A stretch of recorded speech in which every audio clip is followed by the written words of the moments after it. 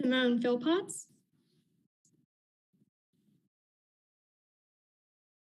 Gloria Ho.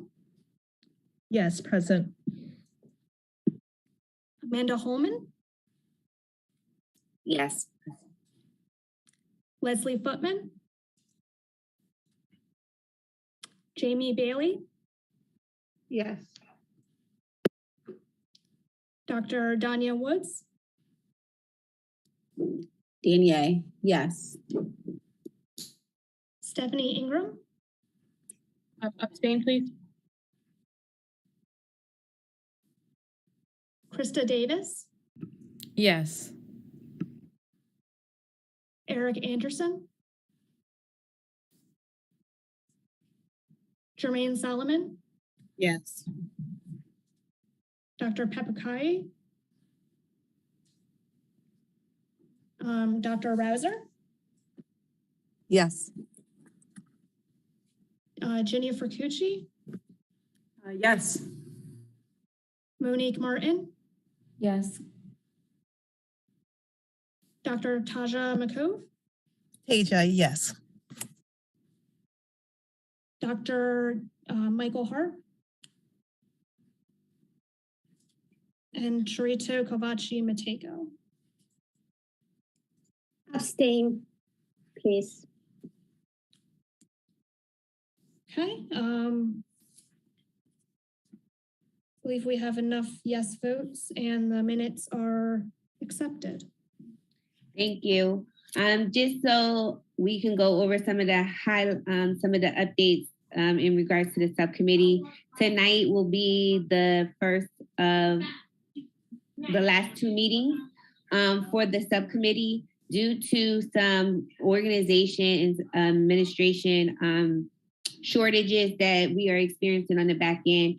Our wrap-up date was expedited. So between this meeting and the next meeting, we will have to vote on all the recommendations to come out of this subcommittee as it relates to education and African American task force and all of our topics. So tonight we will hear a revised presentation of the SEL work group and their recommendations. Everyone was sent a draft House concurrent resolution, which is the proposed recommendation of the work group. But I will go ahead and let Gloria and Dr. McCove take over. Okay.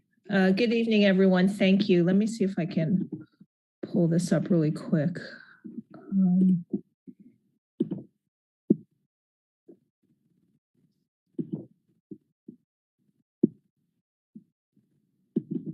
Okay. Are you guys able to see this? Okay, great. So essentially the SEL and Poverty Subcommittee, when we presented back in December, we have since revised our recommendations. It's not very long, but we had a great discussion. We took the feedback from the whole group.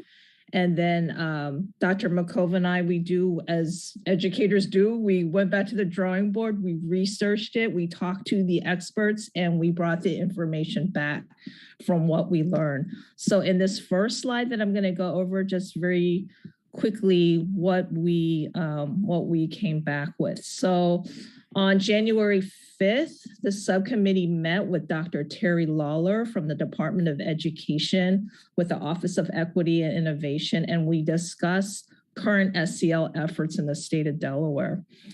So after that meeting, we again joined the SEL core team meeting on January 17th. It was led by Dr. Lawler. We listened, we learned about how we can support current efforts to build a culture of care to reduce barriers to SEL. So here is what we came up with. One is, as Representative Moore has already said, was to write the House concurrent resolution to prioritize funding for SEL in schools and to work collaboratively with DOE and other stakeholders to promote SEL, as well as other strategies to strengthen student well-being and improve school culture and climate. And the other important recommendation that we wanted to propose was to create an SEL community of practice that includes funding DOE regional and/or county specialist positions and funds for SEL leads for each local education agency with professional development for capacity building. So, and a couple of examples of what that would look like. One is if there were funding available to actually hire field agents for each county. And then I had just wrote that right now, the Minnesota DOE has a model for that. So I'm going to now turn it over to Dr. McCove to do the last two slides.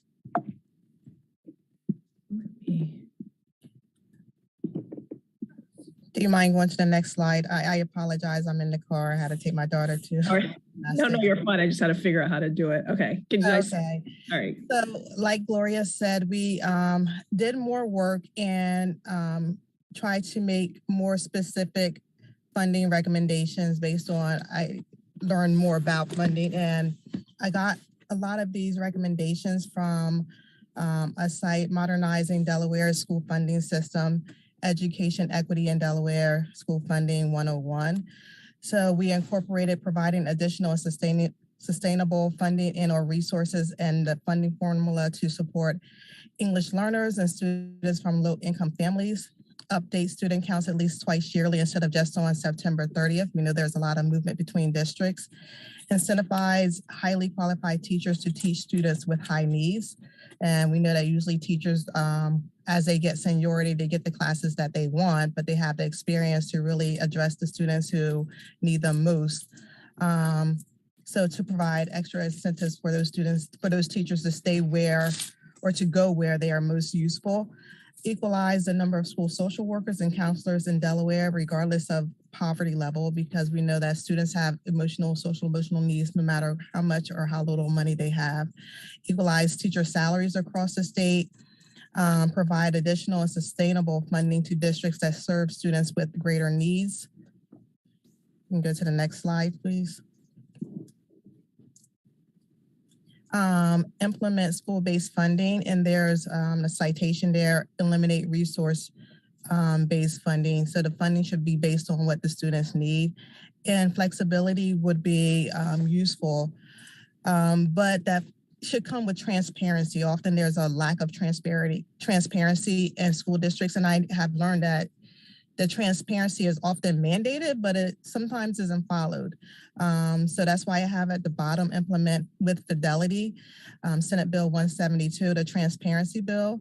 So provide funding according to student need, provide more funding to districts with low property wealth, ensure that dollars are used well to improve student learning experiences and outcomes, be transparent about the system design and monitor funding that is going to districts, because we don't want one or two people making the decision, whether that be the superintendent, the finance director, and then there's no oversight.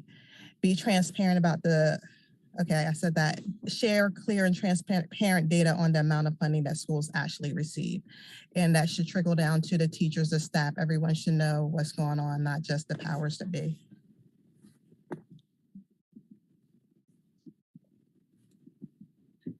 All right, thank you both. Can you, Gloria, go ahead, put the PowerPoint back up for me, please?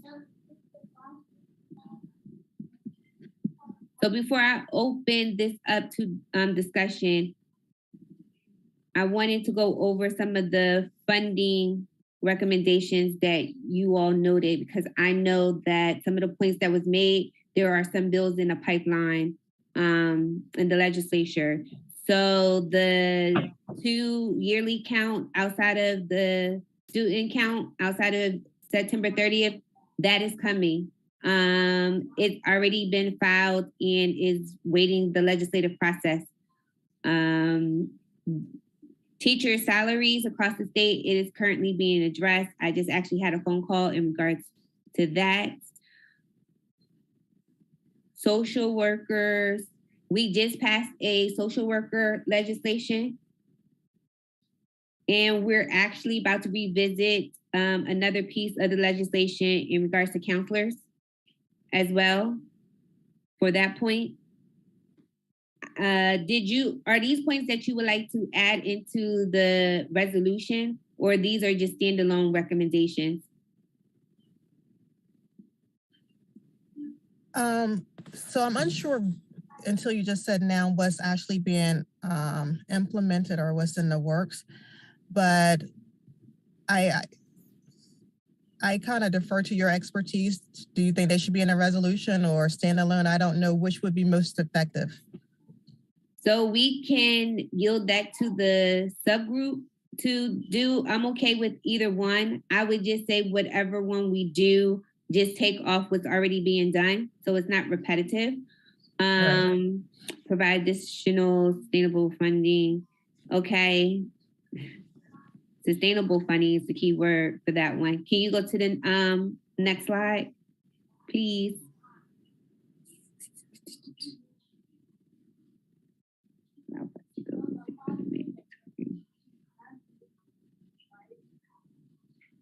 Okay. I believe outside the three,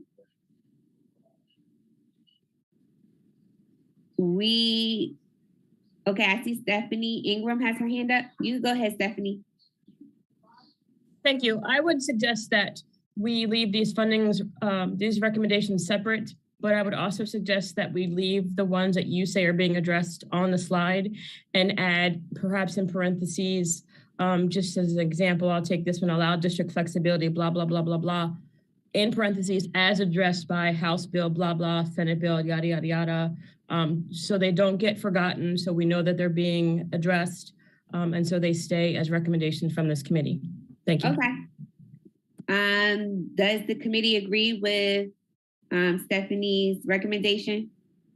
We can just do a voice vote. Everybody could come off mute, or I see.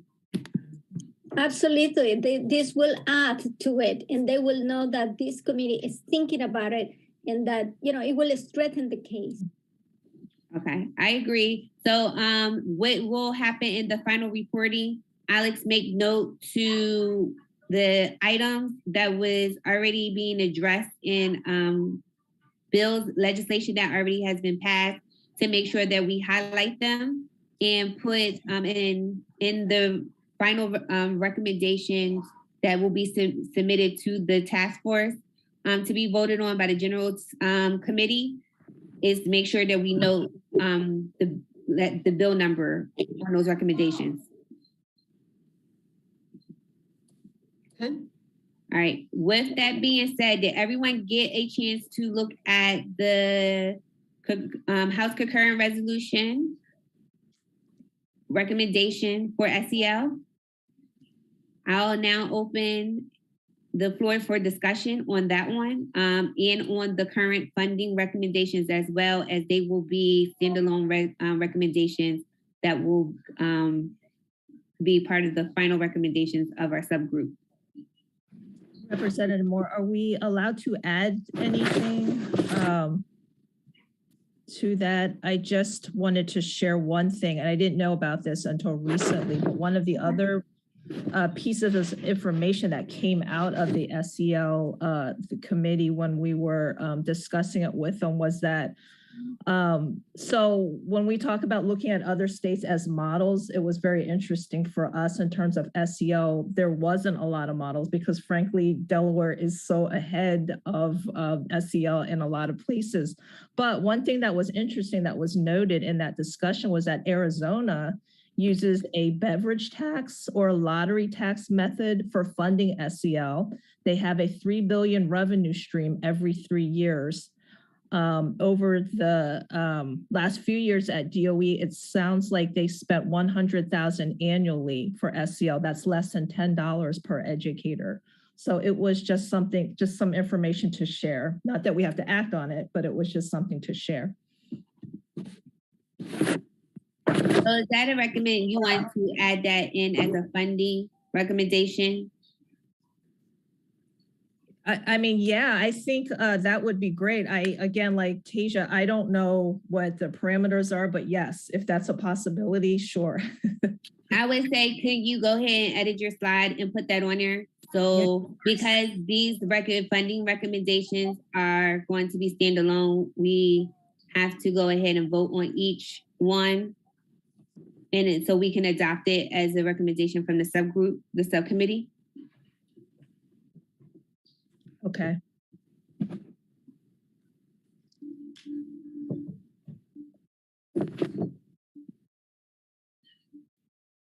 So are you saying like right now add it onto the slide?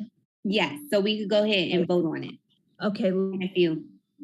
let me, so this is a PDF file, so I have to stop share and pull up the original, sorry. No problem. While Gloria is doing that, Alice, can you go ahead and put up the concurrent resolution, and we can go ahead and have discussion on that, and then we could take a vote while Gloria edits the funding recommendations. So at this time, I will open discussion on the House concurrent resolution on SEL funding. Use the raise hand function, and so I can see you on top, your name to come on top if we have any questions.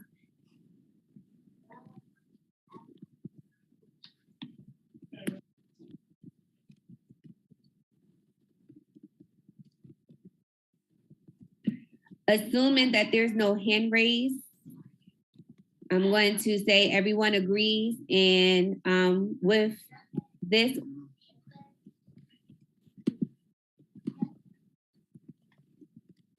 all right, and now okay, go ahead, Sharito. I did have the question because I had problems in downloading this thing, so I couldn't be up to date. And there was a reference to restorative justice before, and then I don't see it.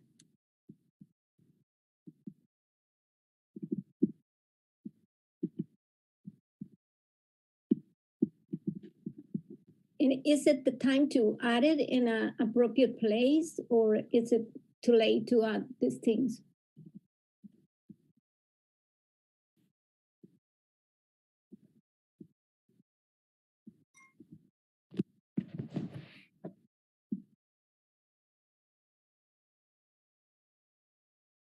Representative Moore, I think you're on mute. Yes, you are. All right, I'm a little out of practice on operating Zoom. Alex, can you zoom in on the document because it's like blurry? And I am going to pull this up on my back end.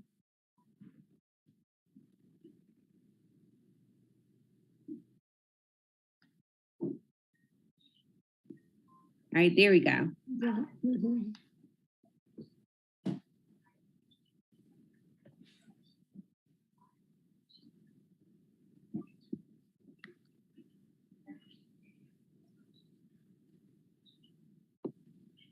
Is that better?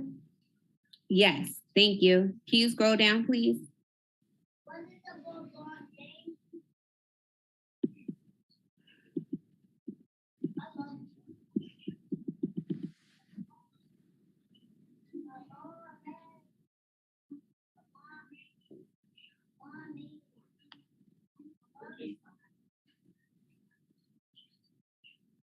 Yeah.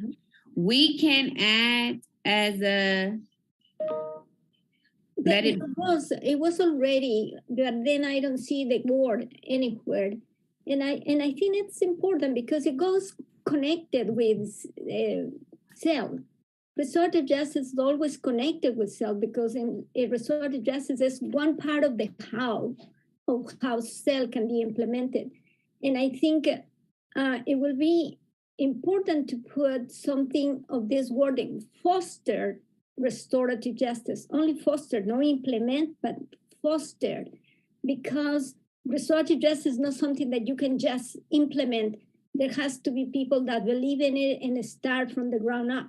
So I would love if there is, I'll ask everybody else to help if they think that it could be appropriate and where to add, and foster restorative justice. I'll go ahead. We can have the discussion as a committee and see what everyone thinks and can weigh in.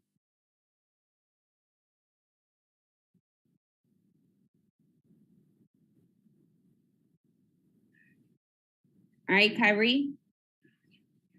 I do agree that restorative justice is definitely a part of the SEL spectrum. In some words, it should be included. And like she was saying, this doesn't have to be implemented, but it definitely has to be geared towards the goals that we're doing. Without restorative justice, what are we doing?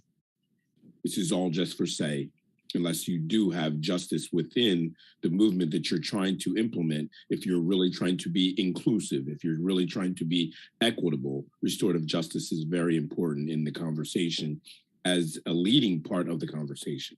So I totally agree. Thank you.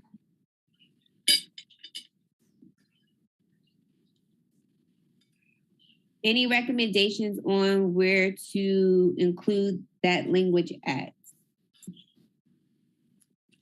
Maybe in one of the beginning of the, the more general, to include something there. But then the whereas clause?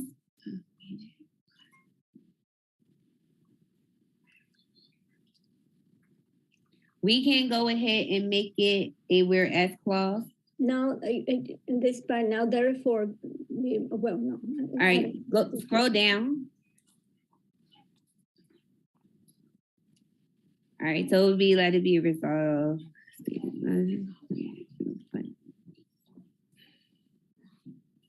Sharita, what was the phrase that you said? The word that needs to be there is foster restorative justice. Foster.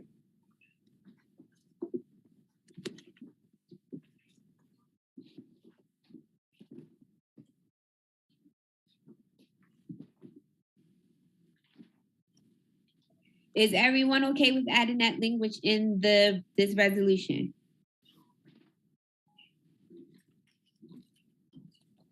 If you disagree, I would ask that you raise your hand so we can have a conversation. If I don't see any hands raised, I'm going to say we're going to go ahead and include it.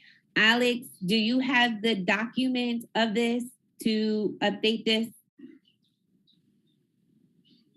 Yes. Would you like me to stop sharing this and pull up the document? Yes, please.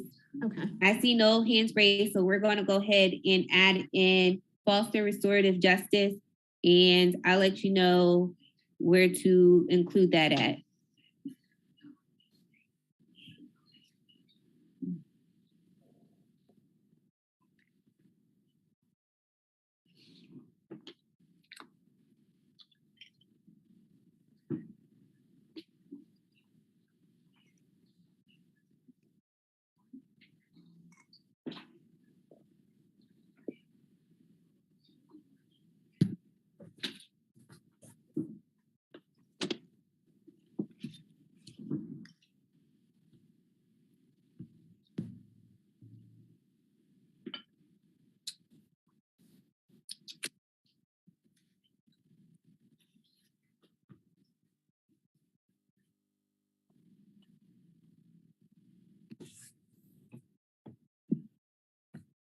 So it's going to be in the therefore let it be resolved clause. All right, additional funding. I think it may be when it says let it be resolved second, it starts, should prioritize funding for social emotional learning and fostering restorative justice in school, and then da. All right, go ahead, Alex.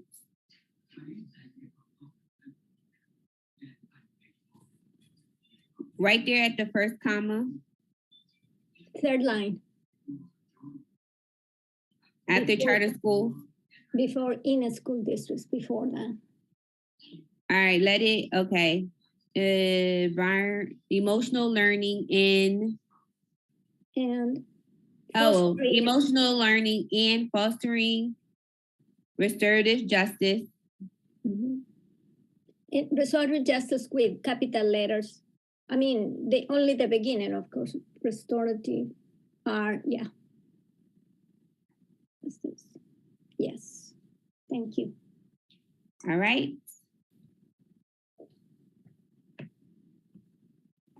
Any last questions or comments from the subcommittee on this House concurrent resolution as a recommendation for SEL for the Education Subcommittee for the African American Task Force.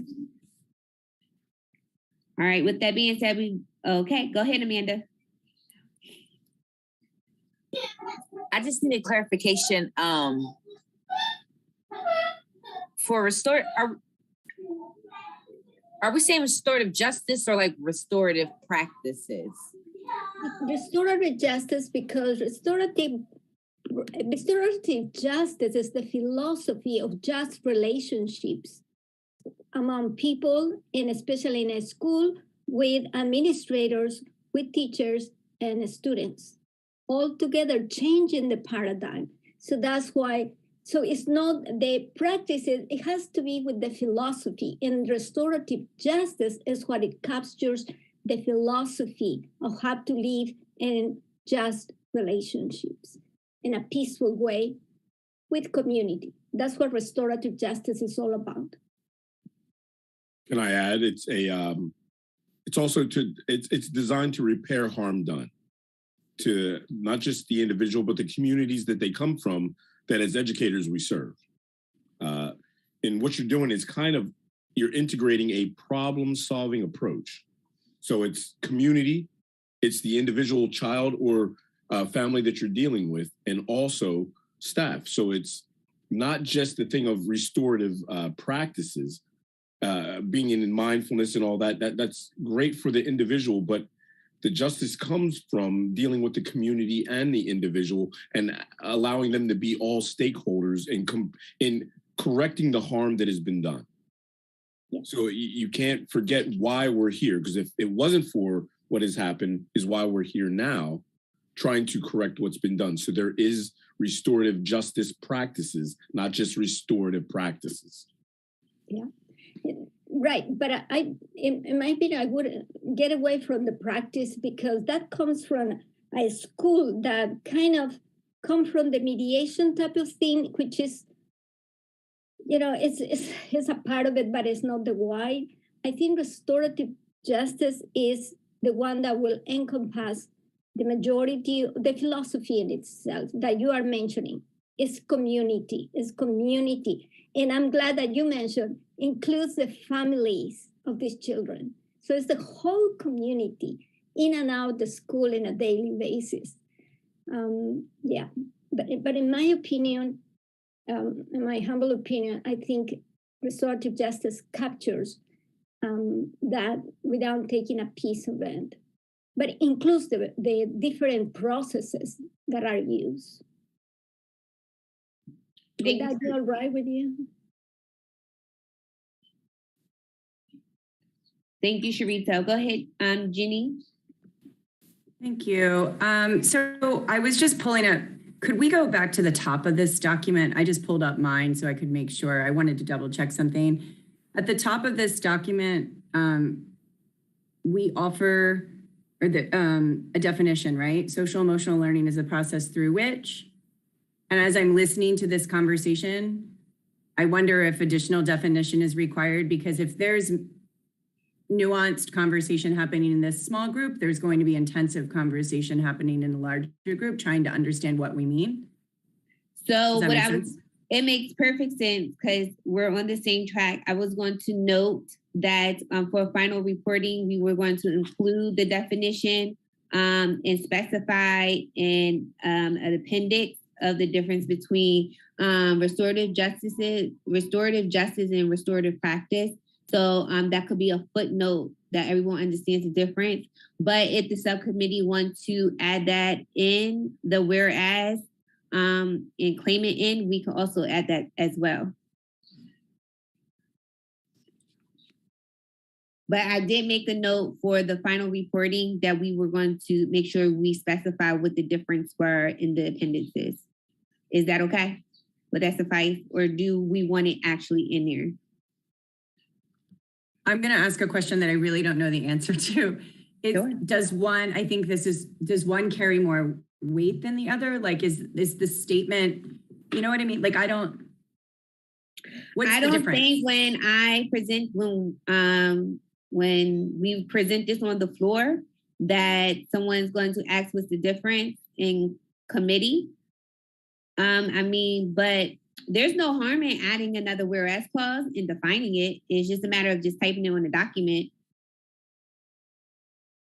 I would defer to the larger group if it's worthy of conversation. I will go to Gloria and Dr. McCove. How do you feel about adding that whereas statement in there to clarify the definition and the differences? But I feel I will err on the side of caution that too much verbiage and differentiating of terminologies could start more of a conversation that is needed and miss the overall scope. So it being defined in appendices in the overall recommendations as language might be the better play, just so individuals won't be triggered by certain words when this legislation gets voted on, when this resolution gets voted on. But, go ahead. No, I was going to agree with what you said too. I like it, kind of just how it is. It's broad enough where, I mean, because there, besides the restorative justice, I mean, there's trauma-informed care. There's all different lens. I mean, we want all of that, right? These are all best practices. These are all what we should be looking through the lens through. But I agree not to limit the scope of it too much, right? But it's, yeah, I think what you said was fine. Okay, so Alex, please make a note that with this, we're going to make sure in the appendix of the overall recommendation that it will be a note in there specifically defining the differences between restorative practices and justices and how restorative justice relates to SEL.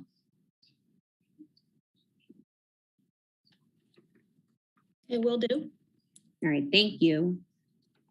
Any other questions before we go to public comment on this House concurrent resolution? I have a All right, we will go to public. I have a comment. Can you hear me? So my comment is about, I guess the definition, just trying to caution us to make certain that when we define and I guess compare and contrast them in the appendix, that we don't default to victimizing the student as the root of the issue when it comes to restorative justice. Sometimes people, I mean, there are definitions out there that put the onus on the student, which leaves no room for reciprocity because a lot of the adults are actually not demonstrating their roles and practices and implementation with fidelity. And so it kind of can default to the student. So I just don't want the student to be, victimized in the definition. I'm not saying that we would do that, but I understand. Because I don't want that to be something that happens in a passive way without our collective awareness. Thank you. So can you do me a favor and send me some just suggestive language on some possibilities on how that definition should look? If that will be all right, Dr. Martin, will you and I can get together for that? I would love to. Okay, I actually was gonna honor your perspective because everything that you were saying, I thought was aligned with, what is in the best interest of students and school communities as a priority. So I love your perspective too. So maybe, Okay. Thank you for that. Thank you. I'm honored to do that with you. Thank you. Yeah. All right. And we have some time to go back and forth with the definition before the final report is due. So I will connect with you both and we can fine tooth comb that definition for the appendice for the overall report of the task force definition. Okay.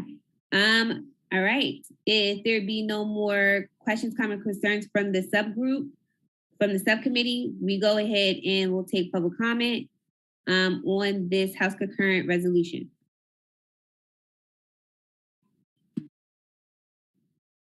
We do not currently have any members of the public on the. All right, moving on. All right, so we are going to vote on adopting this House concurrent resolution for SEL standards for the Education Subcommittee for the African American Task Force.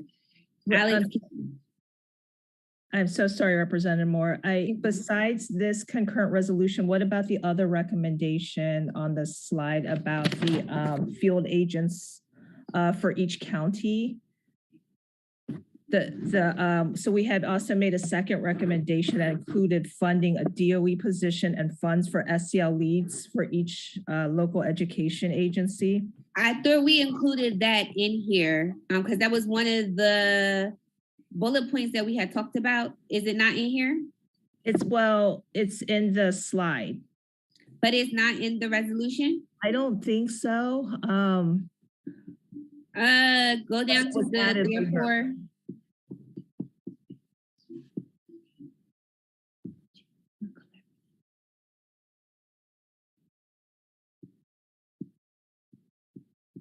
I didn't think it was because I think we added that later after the concurrent resolution came first. It was drafted and then we added that recommendation later, but I didn't know if it is added, I apologize.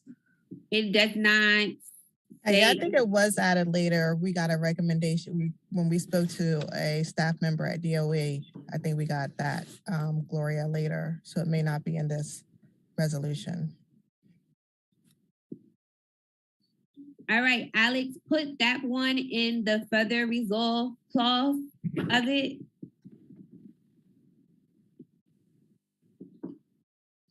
Gloria, can you go ahead, Jenny? All right, I actually had a question on that one, and that recommendation, and I just wanted to understand it a little bit more. If we could go back to that slide, or not. I mean, Gloria, if you just want to. Okay. I can't, hold on really quick. So Or if you don't want to have to go back to the slide, I mean, you know what I mean? Like we can just talk about it. So it was a recommendation calling on increasing staff members for the SEL work group. So that at DOE, from my understanding, they are at a limit number of capacity of qualified, if I remember keywords that was used in a conversation, qualified individuals to do the work that is needed with fidelity and ensuring that our students and teachers are equipped with needs to be done in surrounding the topic of SEL.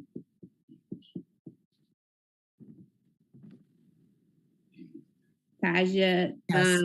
Yes, that's correct. That's correct. Okay. Yes.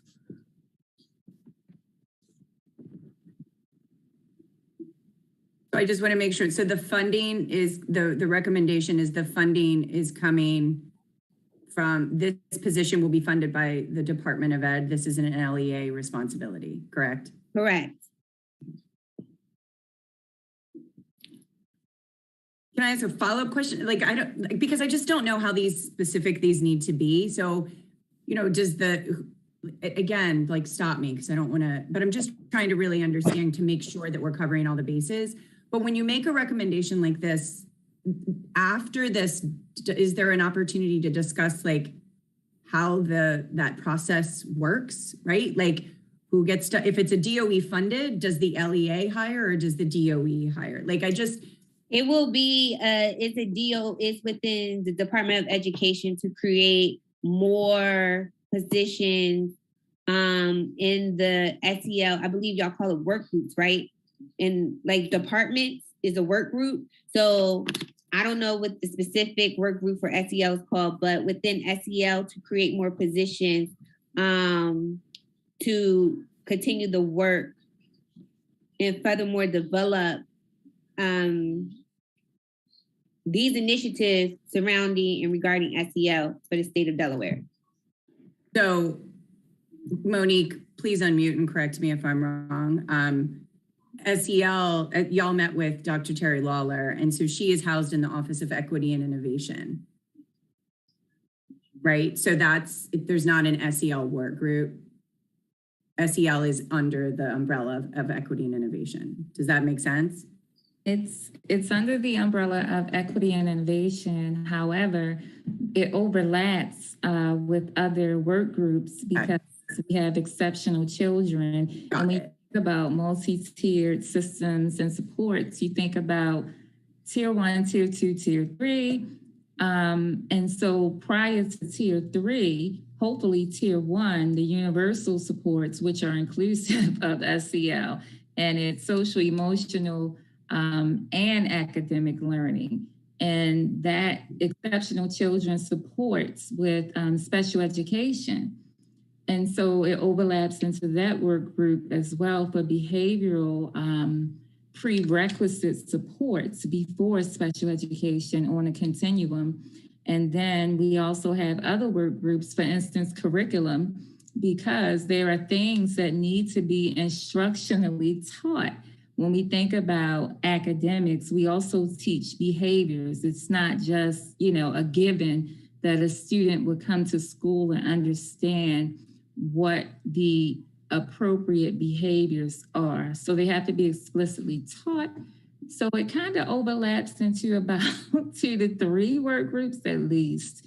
And then there's a work group who focuses on PBS, which is nationally known as PBIS, positive behavioral interventions and supports, or positive behavioral supports.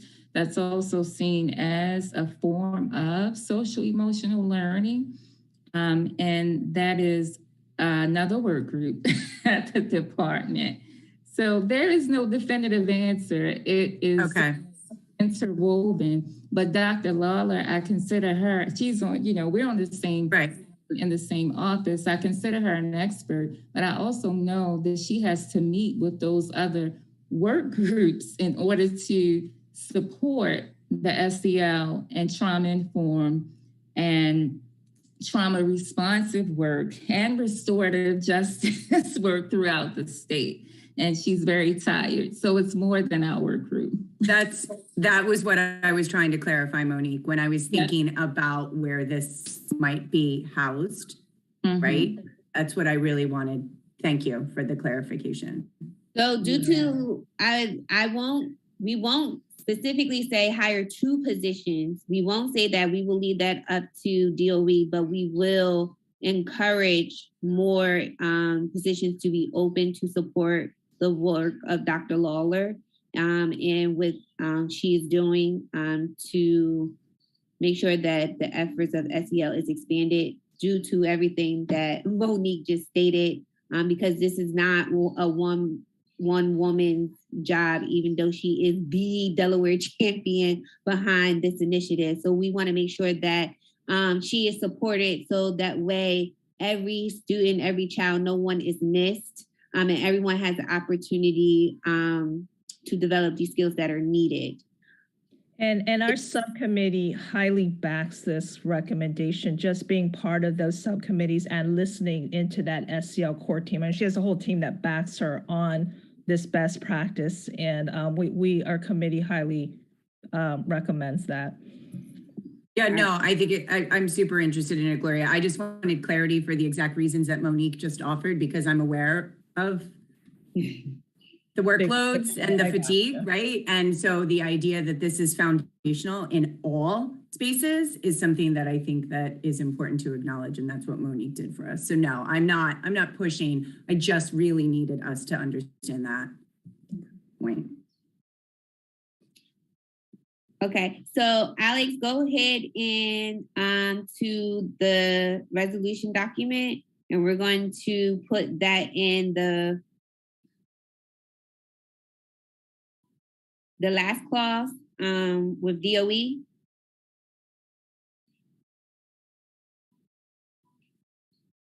All right. Identify additional opportunities to support integration of. Okay, so then it will be and.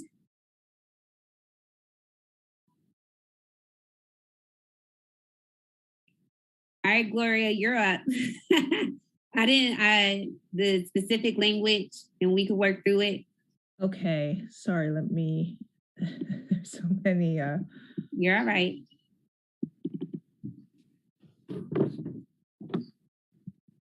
All right, so that was to create an SCL community of practice that includes funding DOE regional and or county specialist positions. So we're not going to get that specific, but Okay. create additional positions within the department. Okay. And funds for SCL leads for each LEA with professional development for capacity building.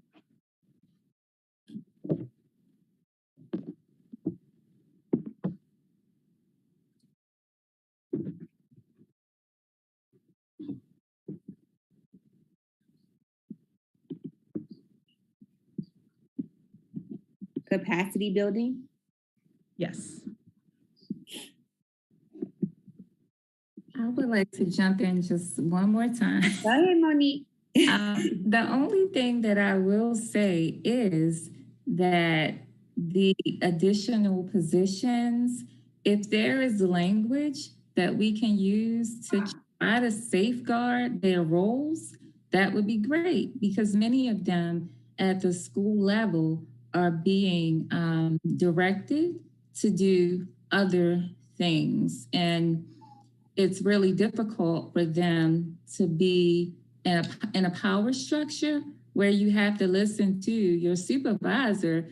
You know what your job is, you know what the data, evidence, and research is demanding and requiring you to do with fidelity, but someone else says, I know you have this, that, and the other, but I need you here. Oh, yeah, because it's duties, other duties as assigned, right?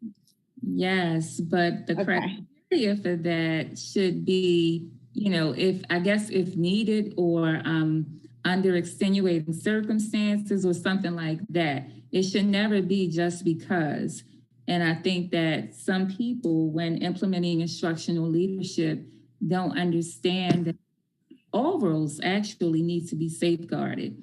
But this is definitely one of them. And I know, having conversations among our office, it's an issue, along with conversations with people in the field, including counselors. Like, they want to do what they're hired to do, what they're supposed to do, but because they lack the power to say something, what they are there to do, if they did it, it may work, but we don't know because many of them are doing other things. Okay, so we can say specifically. All right, I now need some help with some words to make this very targeted. And I don't know if Stephanie is still on, but I would kind of. Oh, yes, she would be a great one to lean on. I'm here. Sorry, Stephanie. All right, so how do we make these positions to ensure that they will be only dedicated to working on SEL initiatives within the department?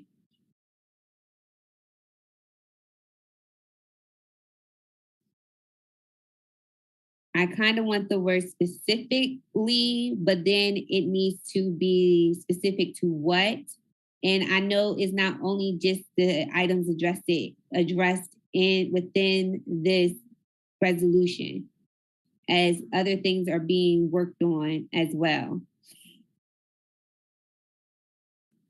And you want this role to encompass the resolution and the ideas promulgated from the Department of Education? as it relates to specifically As the- just SEL.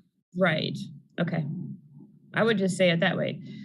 Create additional positions and funding for SEL leads for each ELA that specifically targets the work of this or the work specified in this resolution and promulgated by DOE. Don't ask me how to spell promulgated. 'Cause that was probably like a spelling bee word, but yeah. So specifically targets the work contained within this resolution.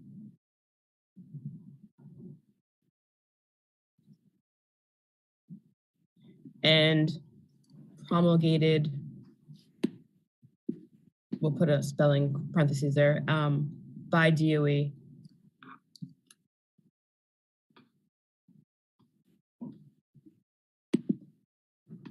So we can say specifically targets the SCL work contained within this resolution. And congratulations on spelling promulgated. So are we able to ask for funding specifically for a DOE position? And then how we talked about like what the field agents for each county, or is that too specific? I would say that's too specific considering what DOE does. So we would have to take a look or let them take a look on where this position could be funded from, how this position could be funded. I think that's better left for people above our pay grade, if you know what I mean. Like let them play that out. If it's specified in the language, it has to be created, but let someone else figure out who's going to fund it. I agree. If that makes sense. I understand that about the funding piece, but are we still able to ask that they look at that? That they look at? One of the things is when this is voted on, they come back and give an update about what has been done in regards to this. So, and it's also because I am the sponsor of this legislation to go back and make sure that this is being done and ask questions how and when. So I have this on my radar to track. Okay. All right. Thank you. No problem. All right. How are we looking? Are we ready to vote? Do we want to add anything else? Are we good to go?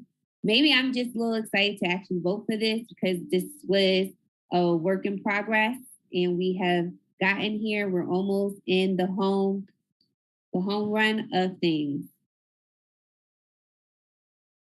All right. At this time, if there be no more questions, comment, or concerns, so I'll pause. Let anyone raise their hand for the last call. Okay. So we're going to go ahead and take a vote on adopting this House concurrent resolution as a recommendation for SEL topic as it relates to education for the African American Task Force. All right, Alex, please give a roll call.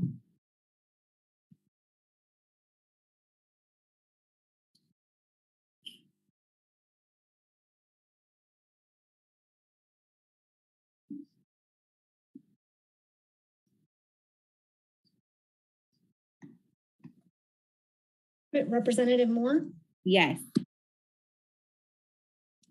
Representative Wilson Anton, Christina Loyas, Tiffany Savage, Kyrie Bay, Kyrie Bay, yes. Simone Philpotts, Gloria Ho, Yes. Amanda Holman, Yes. Leslie Footman,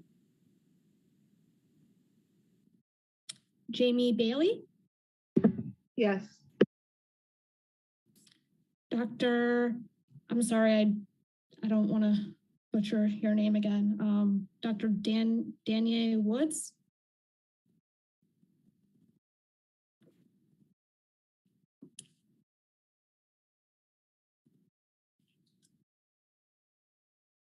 Dr. Woods,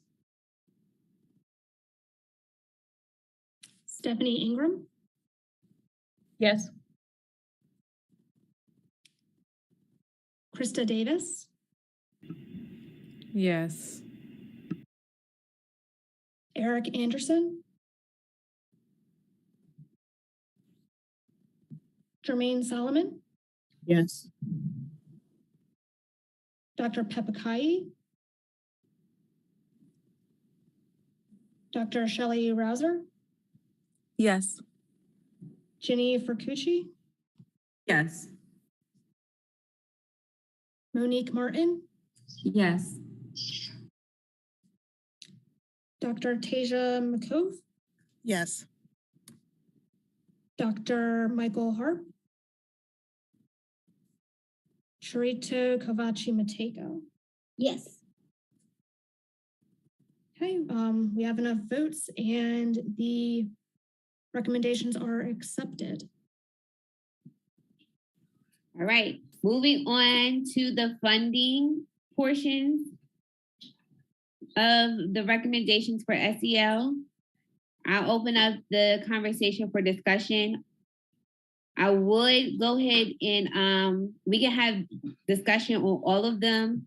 If you had questions, comments, or concerns about any of the funding recommendations. So Gloria, can you put your slides back up, please, so we can go over that? And I want to make sure we have enough time to go over the recommendations for, or consider what we would like to do for cultural responsive teacher standards in those recommendations as we head into the second hour.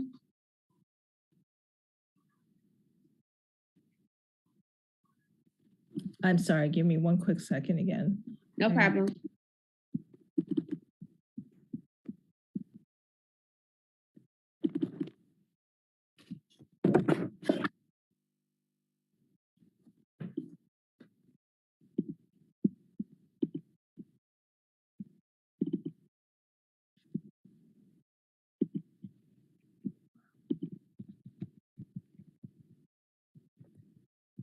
So this was the first slide, and then here was the second, where on the bottom, here I added the using a beverage tax or lottery tax method funding for SEL. So there's an annual revenue stream.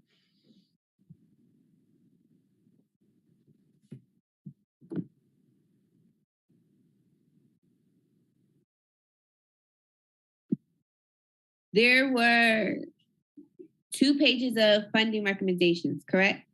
Correct. Here's the first page, yes. All right, so I'm going to go through this fairly quickly. All right, any questions, comments, or concerns on the first bullet point? Please raise your hand.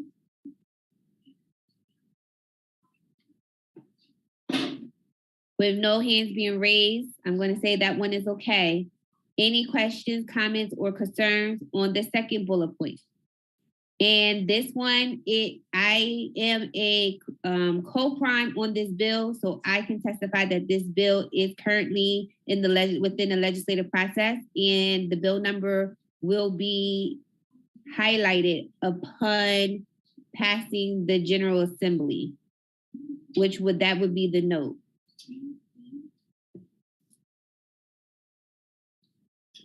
I'm sorry, am I supposed to be typing something here? No, you don't have to. Okay. All right.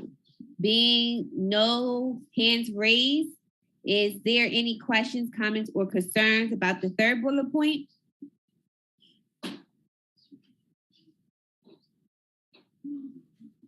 Questions, comments? Okay, go ahead, Jenny. Oh wait, sorry. When we talk about incentives, is it better, Representative Moore, to maintain that ambiguity and just use that language, or should we specify what sort of incentives we mean?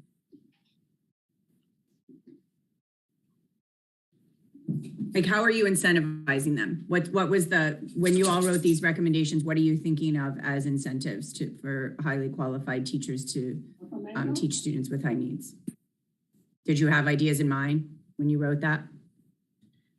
I think that honestly, the one of the biggest incentives would be more pay, to be quite honest.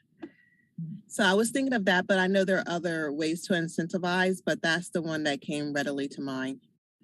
I just left it open because I was unsure. I just figured there would be a need for flexibility and creativity.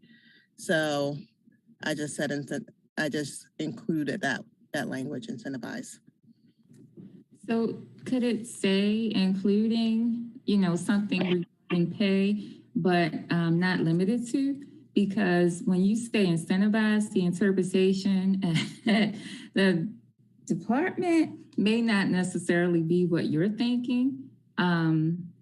So if it's explicit, then there's no gray area around that. And there are examples and exemplars in other states where that is offered. There are many incentives monetarily as well as businesses. We do have student loan repayment, but it's a process. It's about getting through the process, but there are a lot of barriers. So I guess we would have to identify some of the exemplars that exist, because the question will be, well, how do we do this? And the reason I'm saying this is because this has been a recommendation for consecutive years, even before I joined the department. And for whatever reason, it has not come to fruition full scale in the manner that it was intended. However, other states, including the regional states, when you teach high needs, it's not assumed, but they take that into account. And as a former principal of a turnaround school in another state, I advocated for incentives for every single person in my building, and they got 5,000 plus for 3 consecutive years per year. It wasn't just for teachers, it was for everyone, including bus drivers. And so I just think we need to be more intentional about the language so that no gray area is left and people understand exactly what is meant by that statement, because it is possible.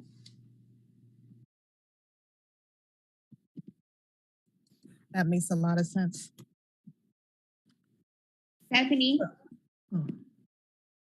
In keeping with Monique's idea, I would like it to say increased pay and other means of compensation, because we know we need to increase the pay, but there are lots of other things that also can incentivize.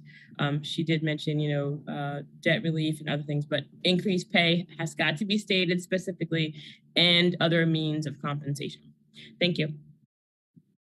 And also, just a point on what Monique said too, incentivizing highly qualified. Do we want to change that to educators so that it's more than just the teachers, but it's a specialist, it's whoever else?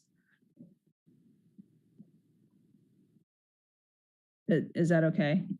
I think that's okay, because I believe that in code, educator and the definition of educator encompass those roles as well. If it's the case, Representative Moore, in the way that Stephanie shared that we could refer to those particular regulations, can we include that? Yeah. To be more specific. Thank you. That's fine. Thank you, Monique.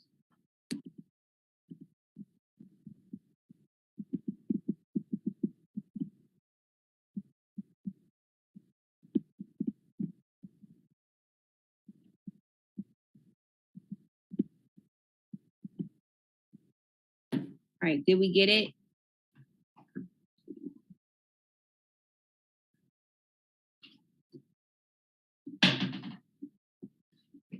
Are we okay with that one now? Okay. All right, moving on to the next bullet point. Any questions, comments, concerns on that one?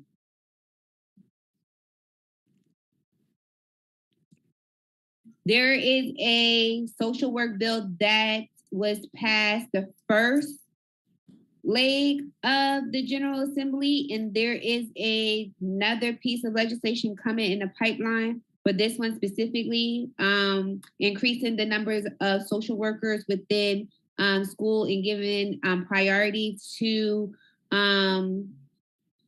Title I schools as well, the high need schools, prioritizing them and then everyone else.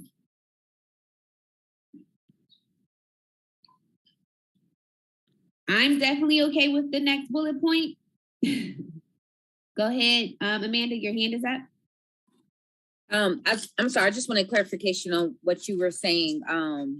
So are you saying their goal is to just all around increase them priority to Title I, or is it eventually they want to equalize it, but they're gonna start with filling in Title I positions first? Because like I'm reading this, like the end goal would be every, I guess, district or every school in the state has the same amount. And I'm more so in the belief that we all need more, but there's still going to be some places that are going to need more than others, if that makes sense. Me personally, I don't agree with equalizing, but I do agree with increasing across the board. So can we change the word equalize to increasing? And to your point, Amanda, that is the specifics of the bill, is making sure that the schools that need the social workers and counselors the most, they have exactly staffed what they need, to the points that you made. Okay. Any other questions, comments, or concerns on that one? So for that particular one, the latter part of the statement, regardless of poverty levels, if indeed that is the intent that you both just spoke about, I'm thinking, that it's proportionate to the needs based on, whatever evidence and data the school community has, but it should be proportionate to the needs. That way it doesn't, we're not creating or widening gaps that are disproportionate, because that's the issue.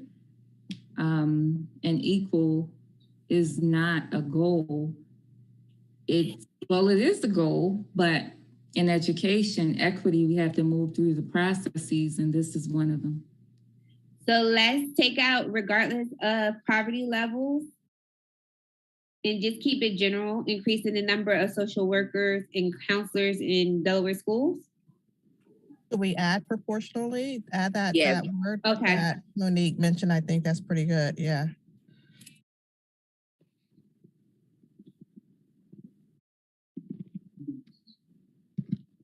So something along the lines that is proportional to the need. Okay.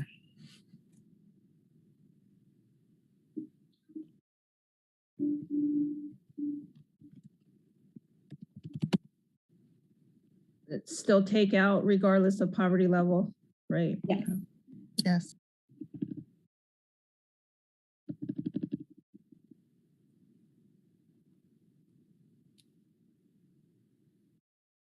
How does that look? We're okay with that? This is just an English teacher. Sorry. We got to take off the ing just to maintain.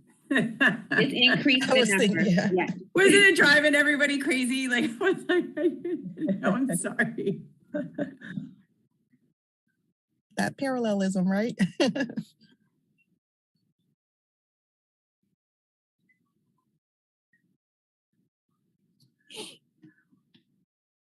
Okay. Are we good on that one? Okay. All right, moving on to the next one.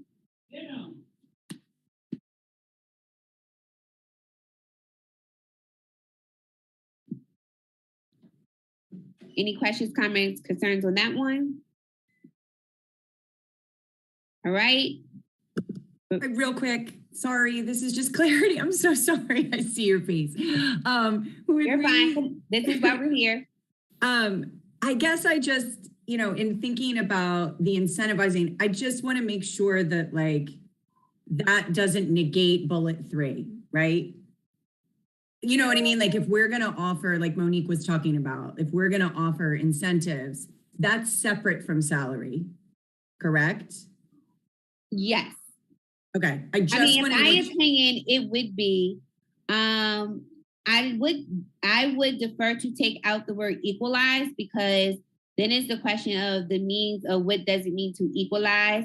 And it should just say increase teacher salaries across the state. And the general theory that teachers do a lot. And I'll actually yield it back to Gloria and Tasia to explain the background on this one. But there is Dr. Bowser and Amanda has their hand raised.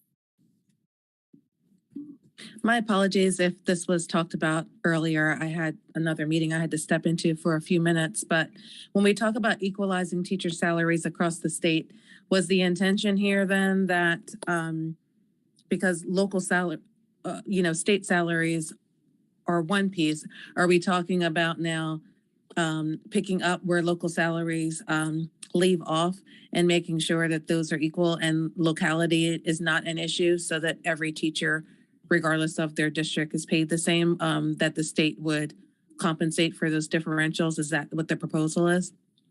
So that's what I was thinking. And teachers who may be in a district like Woodbridge would be paid equally or similarly to districts like Red Clay or Cape Henlopen. So but to Jenny's point, the equalize and the incentive, which is the third bullet down, I think that wording may need to be more clear or changed. I don't know about increase, because if you increase, we still can have the disparity. So I like how you just explained the word equalize in regards to this, especially and specifically to localities. Okay. As I just was having a conversation about this today, I think I had it in my head.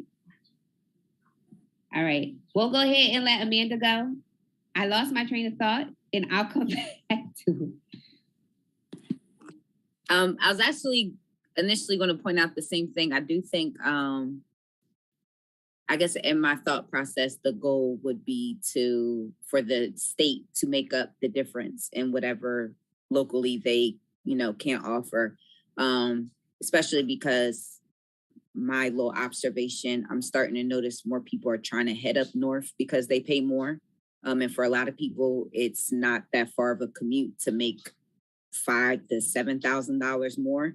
So you kind of put in a position where the lower part of Delaware mostly are probably going to start to have an increase in teacher shortages, especially the way this inflation's looking.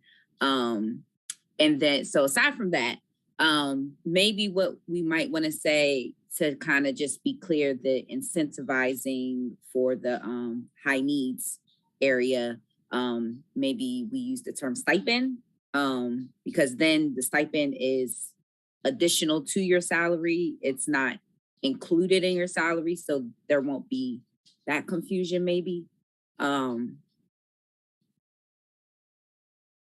Yeah, I lost my train of thought as well. Sorry, it's been a long day. I have a question. I'm just curious. So I completely agree that equalizing teacher salaries is important and it's necessary, but should it be part of this recommendation? Like if this is talking about SEL, like I feel like that could be something completely separate that stands alone that doesn't necessarily get plugged into this because it is that important. I just wanted to throw that out there and see it.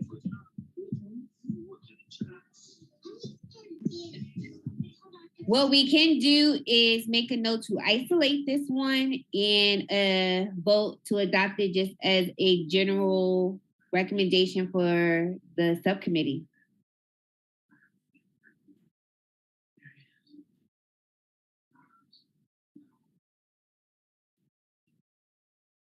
Go ahead, Shelley. Is your hand? Sorry, I didn't put my hand down. I'm fine. Oh, okay. So do we want to equalize teacher salaries across the state? Have that one as a standalone recommendation for the overall subcommittee, regardless of work group topic, should I say? I do have a question. I feel like I know the answer, but was an increase in teacher salary something that the research showed directly impacts SEL? Because if it does, then I think maybe it'll be good to leave it here because like that's a direct correlation. So it was basically more about education equity. And SEL falls under that, which is why I included it. And Amanda, you just made me think of this in your point, if we are thinking about SEL in the context also of our educators, right? Like there is a level of well-being that is increased when financial burdens are lessened and financial security is increased. Thank you, Jenny. I give you a wavelength. And I would even add if you are, an increase in salaries will help people want to kind of stay where they are instead of feeling like they have to chase money at that point. So you're keeping experience in your buildings and you're keeping, I guess, the market a bit more competitive as far as, certain districts. Do they have as many applicants as others because they don't pay as much? So I think it kind of helps your students across the state instead of starting to cater towards the needs of students in certain locations. So go ahead. I understand that as well, but I just still don't see if people get an increase in their salary, are they going to correlate it to it being, oh, I need to do more SEL in the classroom? Like, is that going to be the correlation that because we're equalizing pay across the state, which definitely needs to be done, but I see that as being like, if it does directly relate to additional SEL support in the classroom or training, then yes, I'm for it. But if it doesn't, then I still think it should be a standalone. So I think the rationale was that it relates to the teacher, to the educators' overall SEL perspective. So if I'm paid well and fairly, I'm then able to perform my job duties, not thinking, oh, I'm like one paycheck from being evicted or homeless. I can be here in my classroom and provide my students with all the SEL support that they need because me as an individual is supported social and emotionally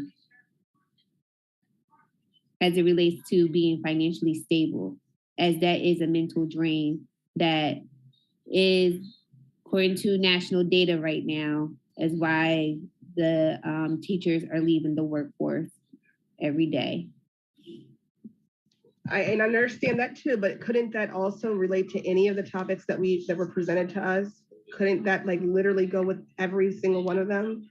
It could, which is why I yield the suggestion about just having it as a general overarching recommendation for the subcommittee. So that is still on the table and we can discuss that. I see Kyrie has his hand up. I think the pay kind of really falls into, there's different barriers that stop teachers and educators from allowing access to SEL. Many of them being poverty, exclusive discipline practices. We're covering the trauma-informed and equitable, but one of them is definitely teacher trauma and burnout, and that's the stress of it. And one of those stresses is, without a doubt, teacher pay. And I think, like many others have said, this is what drives teachers to leave smaller districts and not want, not that they don't want to serve that, but if you're not in the capacity to serve the children, then you have to find something that allows you to maintain your family and then go out there and be that champion for them. And salaries play such a big role in the stress and burnout of teachers. If you're well paid, it makes you a lot easier to come in and deal with those issues and deal with the issues that you come to work with. So I think I was in the house of going, maybe this should be separate, but this definitely falls in to teacher stress and secondary trauma that they deal with, dealing in these different high needs schools, if it's a large school or a small school down south. So I think they go hand in hand. To that point, I think if we leave this here, this also leaves room and opportunity for further discussion in the general meeting and conversation of when these recommendations will be gone over, to be had on record, as well as everything that was just mentioned and relates to the social and emotional stance of just an educator, period, especially given COVID-19. So I see Amanda hand. I guess Jamie, you put your hand back up. Yes. All right, and then Sharito. I was just gonna say, so Jamie, I do understand what you're saying. Like we have the justification under every category. I think if this information's getting presented by each subtopic, then it doesn't hurt for the General Assembly to hear us say increase teacher pay 5 times under 5 different categories. Because then they know the reason is 5 different reasons. And you're kind of emphasizing we need more money, So if they have to hear it 5 times, that's cool. And you'd be surprised of who would challenge that teachers do not need an increase of salary, by the way. Go ahead, Jamie. And Amanda, I completely agree with that. And so that's all I wanted is that since it's that important to include it in all the recommendations, because I don't see it singled out in just being for SEL. So we're totally on the same page, just like getting at a different angle. So perfect, that works for me. Sharito? And what I see is that what I have seen is that ESL students, or those that know restorative justice, and they try to foster it, and those that want to follow the SEL, all those teachers have gone beyond their qualifications to learn more about the normal, because this is not the normal education of a teacher. This is another. So those, because they have done that, they should have a bigger salary, in my opinion, no less. They have to have that incentive that because they have done this, then they get more. But it had been the case the opposite. They have these qualifications, even the language, even multicultural abilities, and they are not going to be paid more than others, even though they have more, or I have been the case that there have not been enough money for them, and they have to be content with even less. So I think this is what this is addressing, and I think that is what we need to be in. A teacher that is going to do this is more qualified than others, I will say, and deserve more.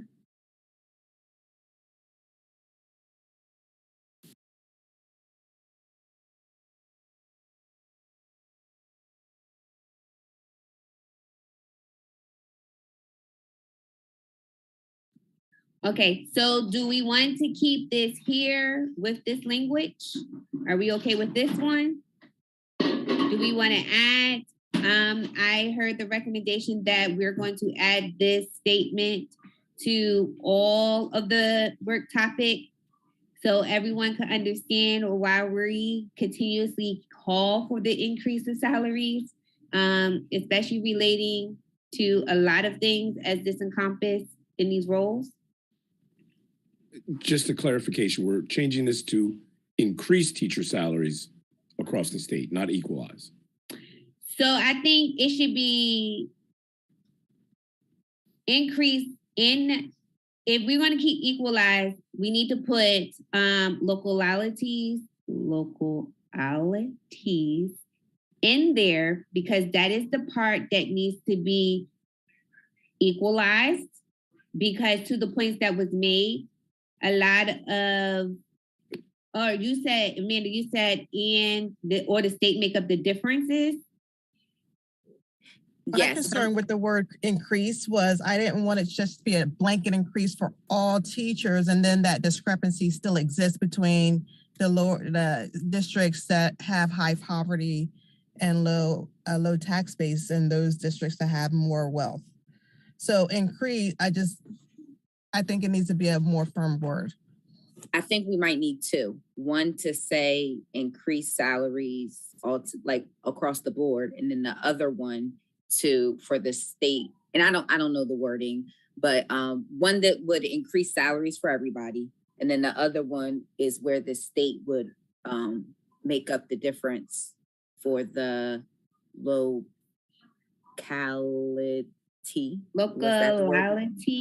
What was the word we were going? But whatever it is, for the state to make up the difference. But that's two different initiatives. Shelley? I think that we have the language. I guess my point is that we just have to be ready for other ramifications. So this will be definitely a big conversation item.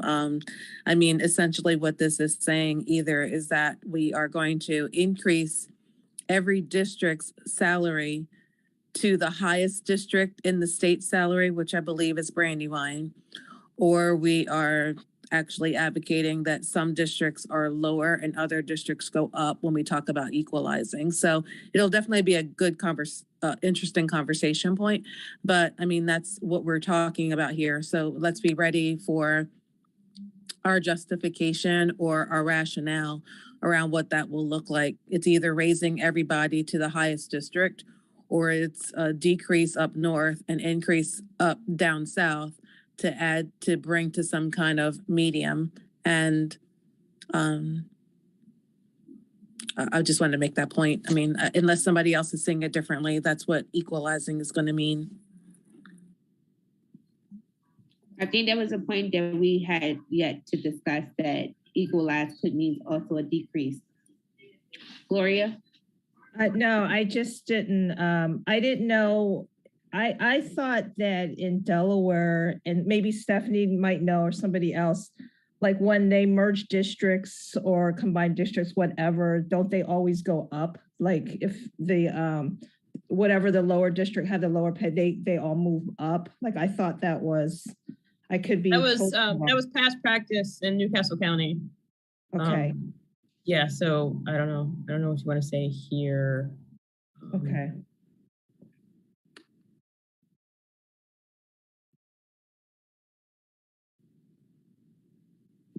So with that being said, I'm sorry I didn't raise my hand.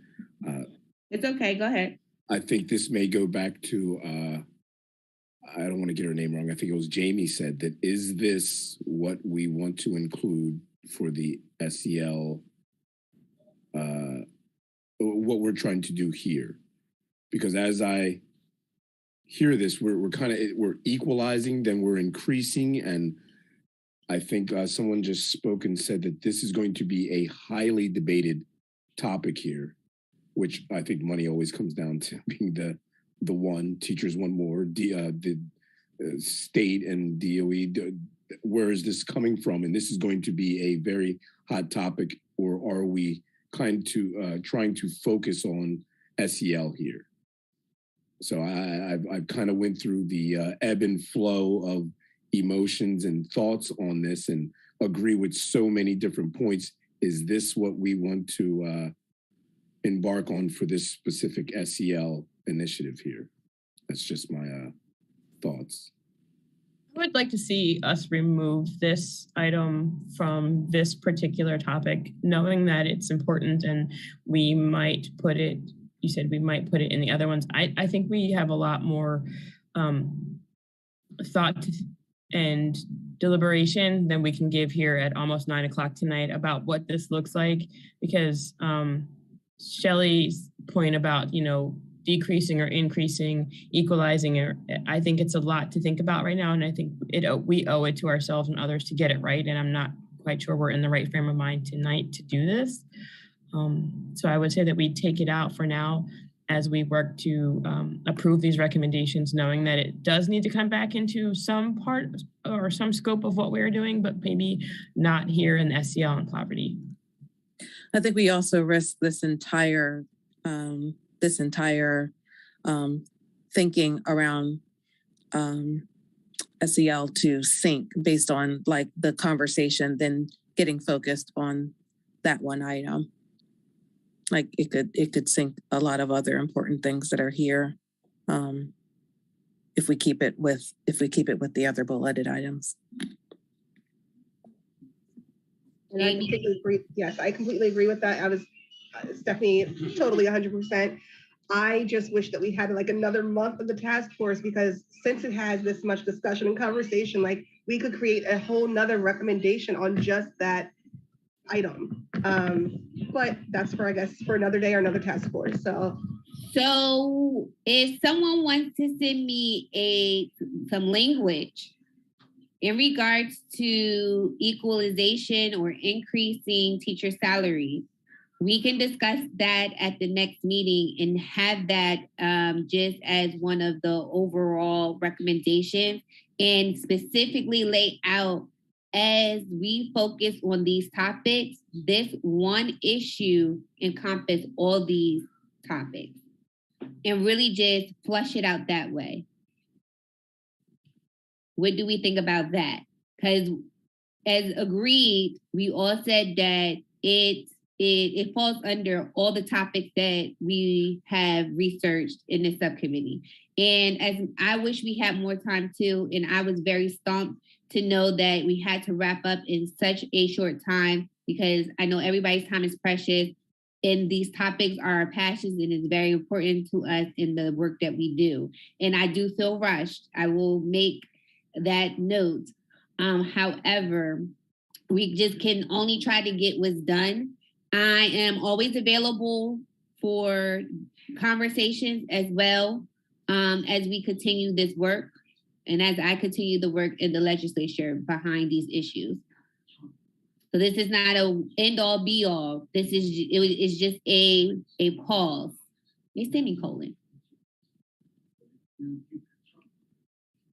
So I will put that out there for members of the subcommittee. If anyone wants to tackle that specifics, those specifics as it relates to equalization and increasing teachers' pay, feel free to send me that language, and we will float those ideas around, and we will be able to discuss at the next meeting, or even through an email thread of individuals that's interested in being involved in that conversation. Okay. All right, moving on. And I do know that it's 8:44 and we still have another topic to get through tonight. So how did we feel about these last three bullets? And SB 172, that's already been passed? Or is that a current bill on the, as you see, I didn't. From what I understand, it's already been passed, but it's not always implemented well.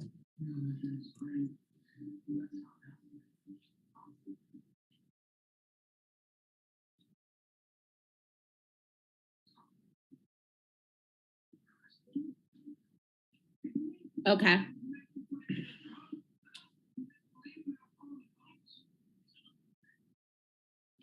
Any questions, comments, concerns on the recommendations that's currently on the screen now? Yes, for the beverage and lottery tax, can we say something to the effect of using a tax method funding similar to beverage or lottery tax, not specifying one or the other to be used? or either being used, or might be another way that we could get some additional funding in the same vein as these without putting undue burden on a population or part of the population.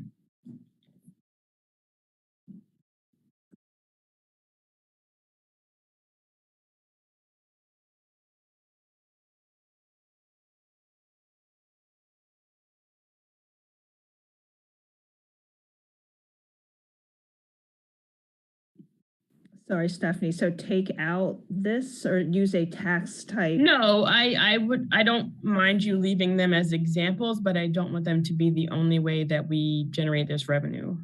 I was just doing some reading, and not to get into a huge debate about this, but they were saying that beverage taxes, much like a soda tax, places an undue stress on a segment of the population that buy soda because they cannot afford to buy other things that are maybe perhaps more nutritious.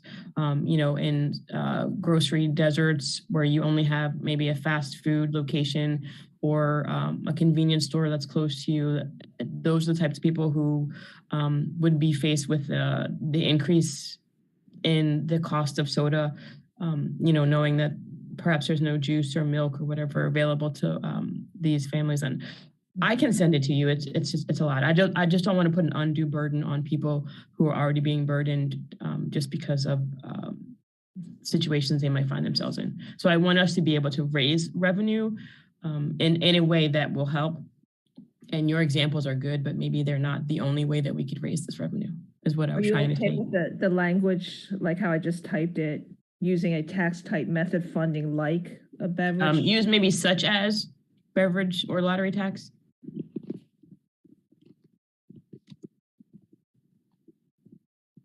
Thank you.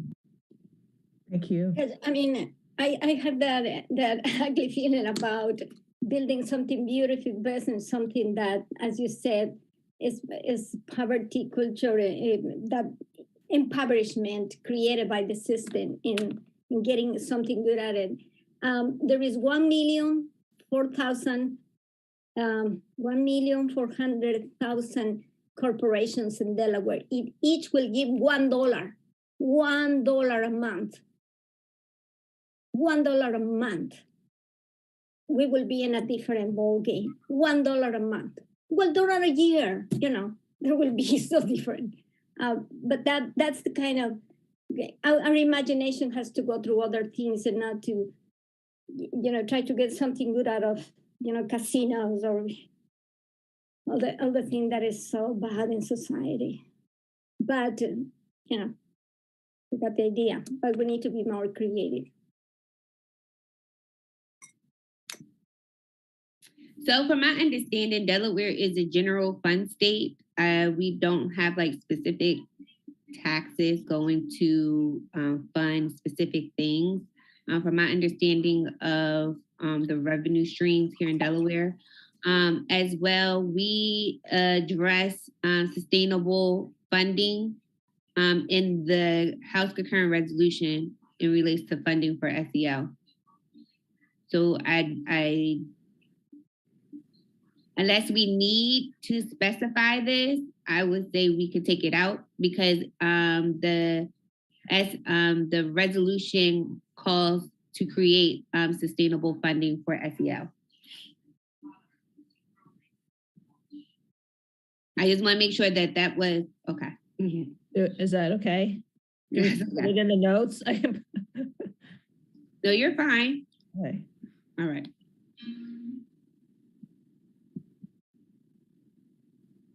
All right. Any other questions, comments, and concerns on what we have currently on the screen?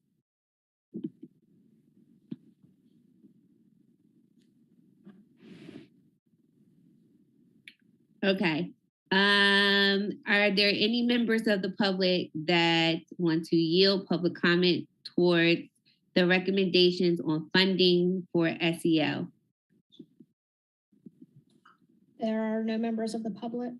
All right, we are going to, since we went through each individual bullet, I will yield any questions, comments, and concerns to be established now on the funding recommendations for SEL that we have just gone over the last hour. If there is no questions, comments, concerns, we're going to do a roll call to accept these funding recommendations as it relates to SEL, and have those in between the resolution and these funding recommendations will be the recommendations for addressing SEL for education under the African American Task Force. All right, Alex, can you do a roll call, please?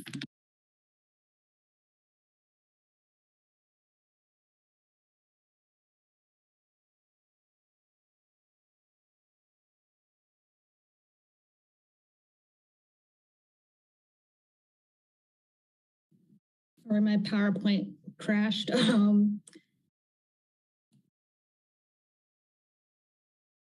me share it.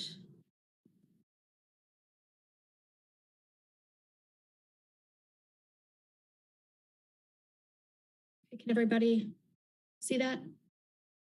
Okay. Right, so Representative Moore? Yes. Representative Wilson Anton? Christina Lois? Tiffany Savage?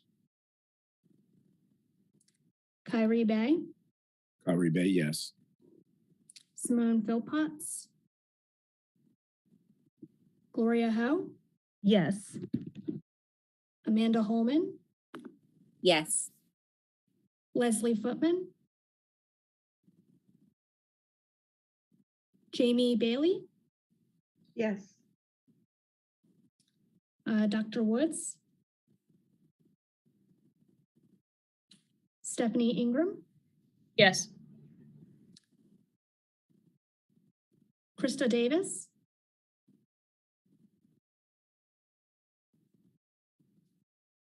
Krista Davis? Eric Anderson? Jermaine Solomon? Yes.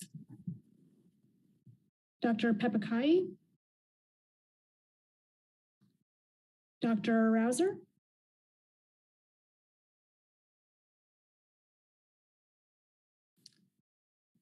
Dr. Rouser?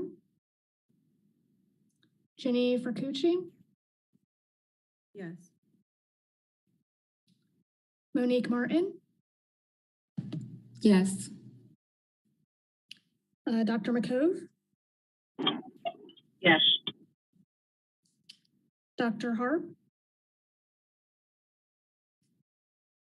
Charito Kovaci Matego. Yes. Okay.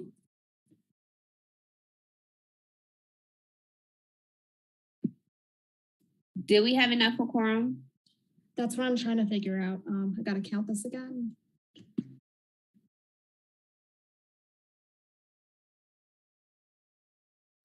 We only have 11 and we do need 12 for quorum. Give me 1 minute.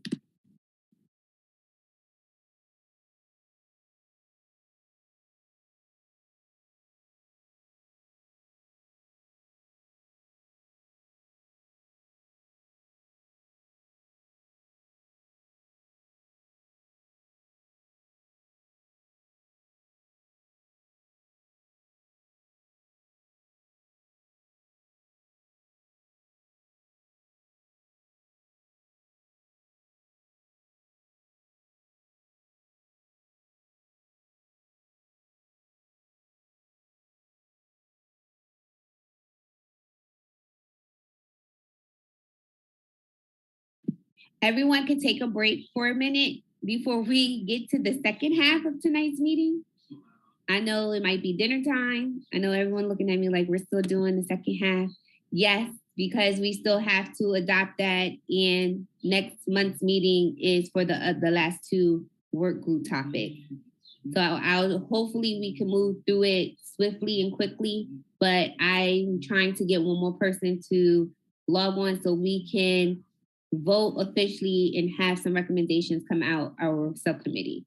So please bear with me.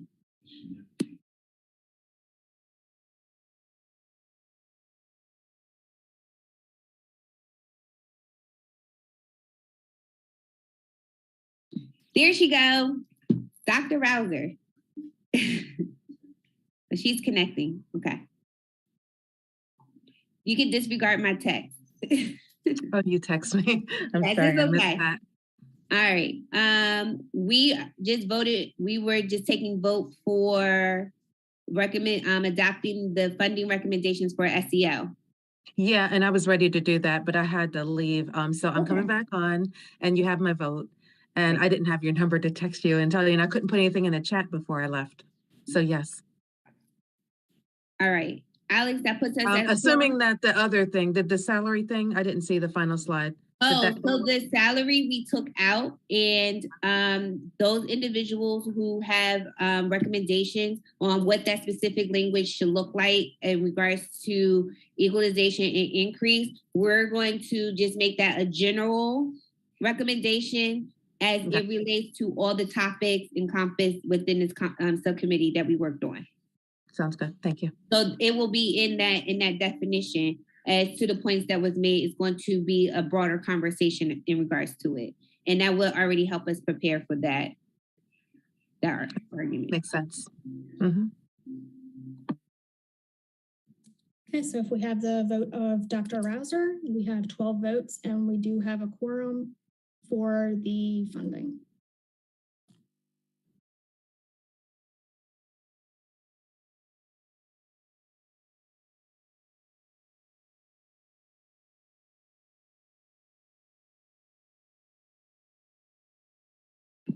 All right. I feel like we may need a brain break, like 5 minutes. Everyone get up and stretch, and we be in the final stretch of our meeting to do cultural responsive teaching standards. And do we have a PowerPoint from that work group for Jenny?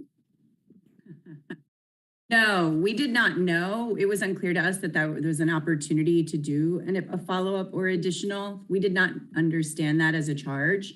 So that's what I was just going to recommend, that I don't feel like there is opportunity tonight to go through this. We've added on our own, like we did it on our own. We added to our recommendations, but we did not know there was an opportunity to create funding recommendations. So we honestly, Representative Moore, so we are unprepared. I also feel like with the number of folks here this evening and the absolute commitment to these standards, that I would like a more thorough discussion with more participants. We could work on that if you want. Okay, so maybe the recommendation for SEL is to just host a workshop. It relates to fine-tooth comb, like coming up with those standards process should look like as it relates to the regulation 220. Isn't that what we established? Correct? Yes, regulation 220, I believe. Maybe that is the recommendation, because I know, going back, refreshing my memory of the original conversation that was had, and when it comes to creating standards, it's a large process, and it involves a lot of people to come to the table. So maybe it means to lead a workshop in regards to across the state, a statewide workshop in regards to creating those standards and what they look like, which was one of the recommendations, correct? Yeah, it was to get more people. It was to get more people involved in the creation of the standards, not just, a small group of people, but a larger group of people that represents, a lot of different stakeholders, right? So that was one of the thoughts. But, as we said, we have the recommendations that we came up with before. We met about those recommendations and kind of added to those, but it needs to be a larger conversation with more people that represent, teachers and families and students and, administration and, and it needs to be an ongoing thing, not just, okay, these are the standards and that's that, right? Because even, we talked about it earlier, there being some vagueness or misunderstanding about certain terms, right? So you say culturally responsive to some people, and that is put a poster up, right? So there needs to be some understanding of what that means, what the standards will allow us to do, or what the standards look like, and then who's impacted by the standards, and how is that accountability measured? Like, how do we know that this is being done in every classroom? So again, a larger conversation is needed with more people involved. Kyrie, you have your hand up?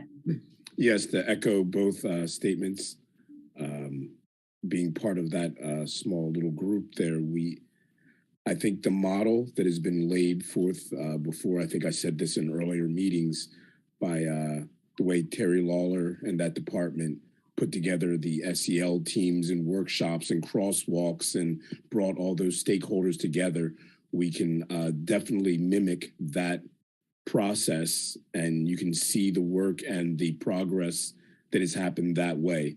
And again, I think the small committee that we had, which I am honored to be a part of, many great ideas, many great resources, but again, to echo the way more stakeholders, way more sit downs, and we're about to come out of the pandemic. We'll be maybe a little bit more face to face to be able to really hash this out, because I know when the word CRT is seen, they're not thinking culturally responsive teaching.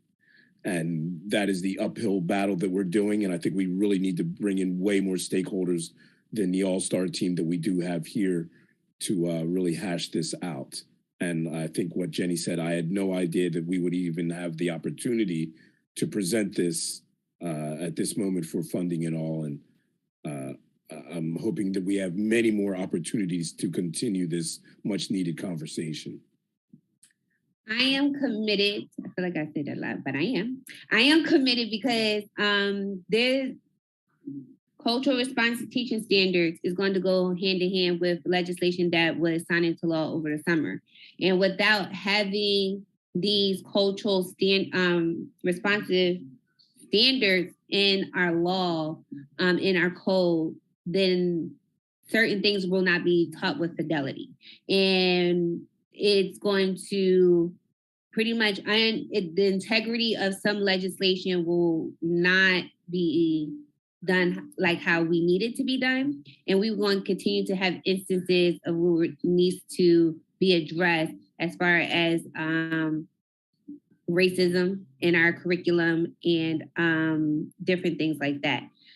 So I think the general recommendation for this work group would just be to convene. I believe that was the one, to convene a holistic, more a diverse.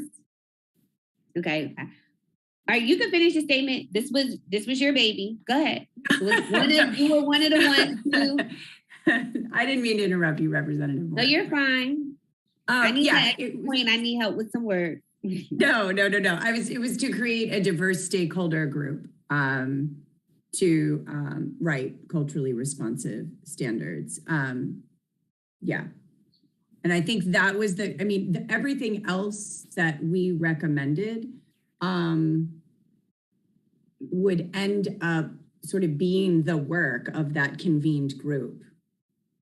Does that make sense? Like, there would be a framework required, and then right. So they'd create a framework, and then they would write the standards, and so there's a significant process to this, that if that is the primary standard, then the primary recommendation, then the convened group will engage in the necessary processes to create the standards that will ultimately impact the young people in a way that we want them to be impacted, and not to confuse intent with impact, right? And that's what we're talking about here. Like, I don't want to move fast for the sake of fast.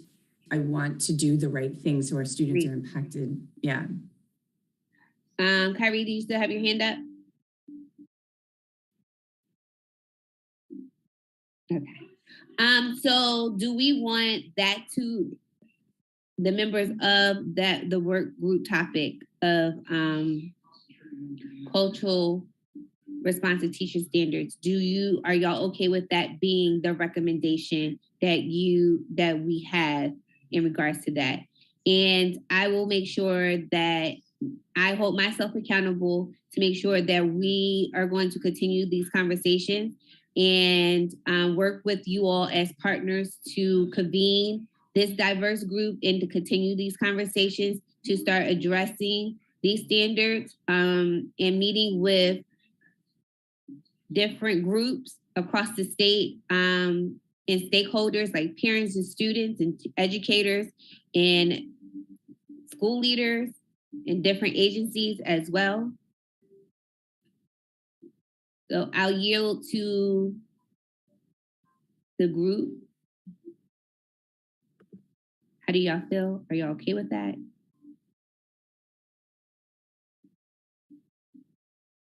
Yes. Okay. Alex, can you put a document up so we can type out the recommendation for cultural responsive teaching standards? Yes, 1 moment.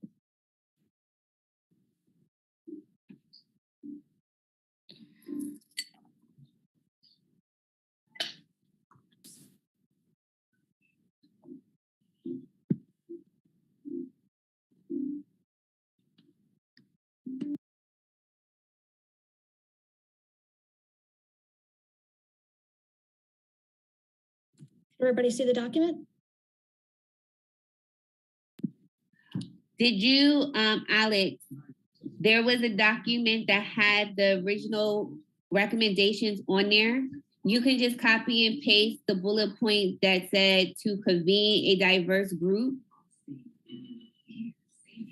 Okay.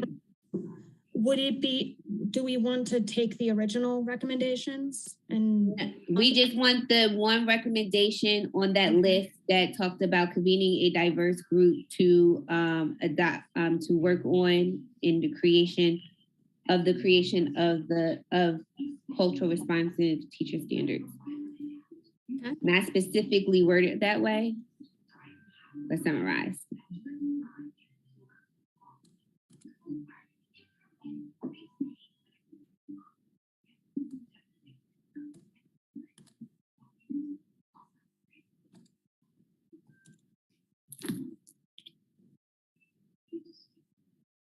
Or if you know, if it's not.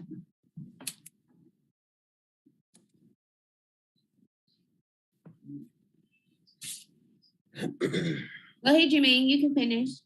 No, I'm sorry. I was getting ready to say I could just read it to her. I didn't know she was able to find it that fast, but I don't think that I don't know that that's the one you're referencing. Or yeah, the third one down. Yeah. So what we have is to convene a team of diverse stakeholders to research and write culturally responsive teaching standards to be implemented in pre-K through 12 and applicable to all, ranging from superintendent to janitorial staff. To be discussed, so we had questions for our group as well for each of our recommendations. So for this one, it was who will facilitate the writing of the standards and who will convene the team.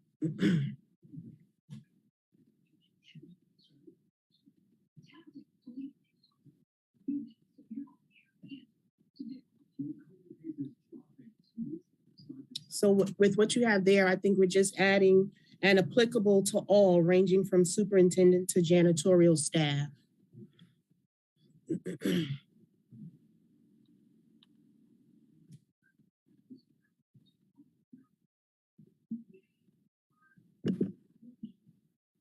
Jermaine, I think when I went in, I looked at that and also I thought about including boards of education as well. Okay. Yeah, so I was thinking of so we can play with that language with the help of the group, but I do think board members should be included.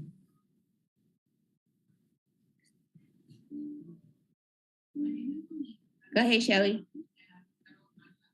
I just wanted to point out that if we're talking about culturally responsive practices, if we're talking about everyone from janitorial staff to teaching staff, I like that, but we may want to say something to write culturally responsive, I don't know, norms of interaction and teaching standards, just so that it is reaching various stakeholders, because teaching standards would be limiting to including all the various people who are interacting with students.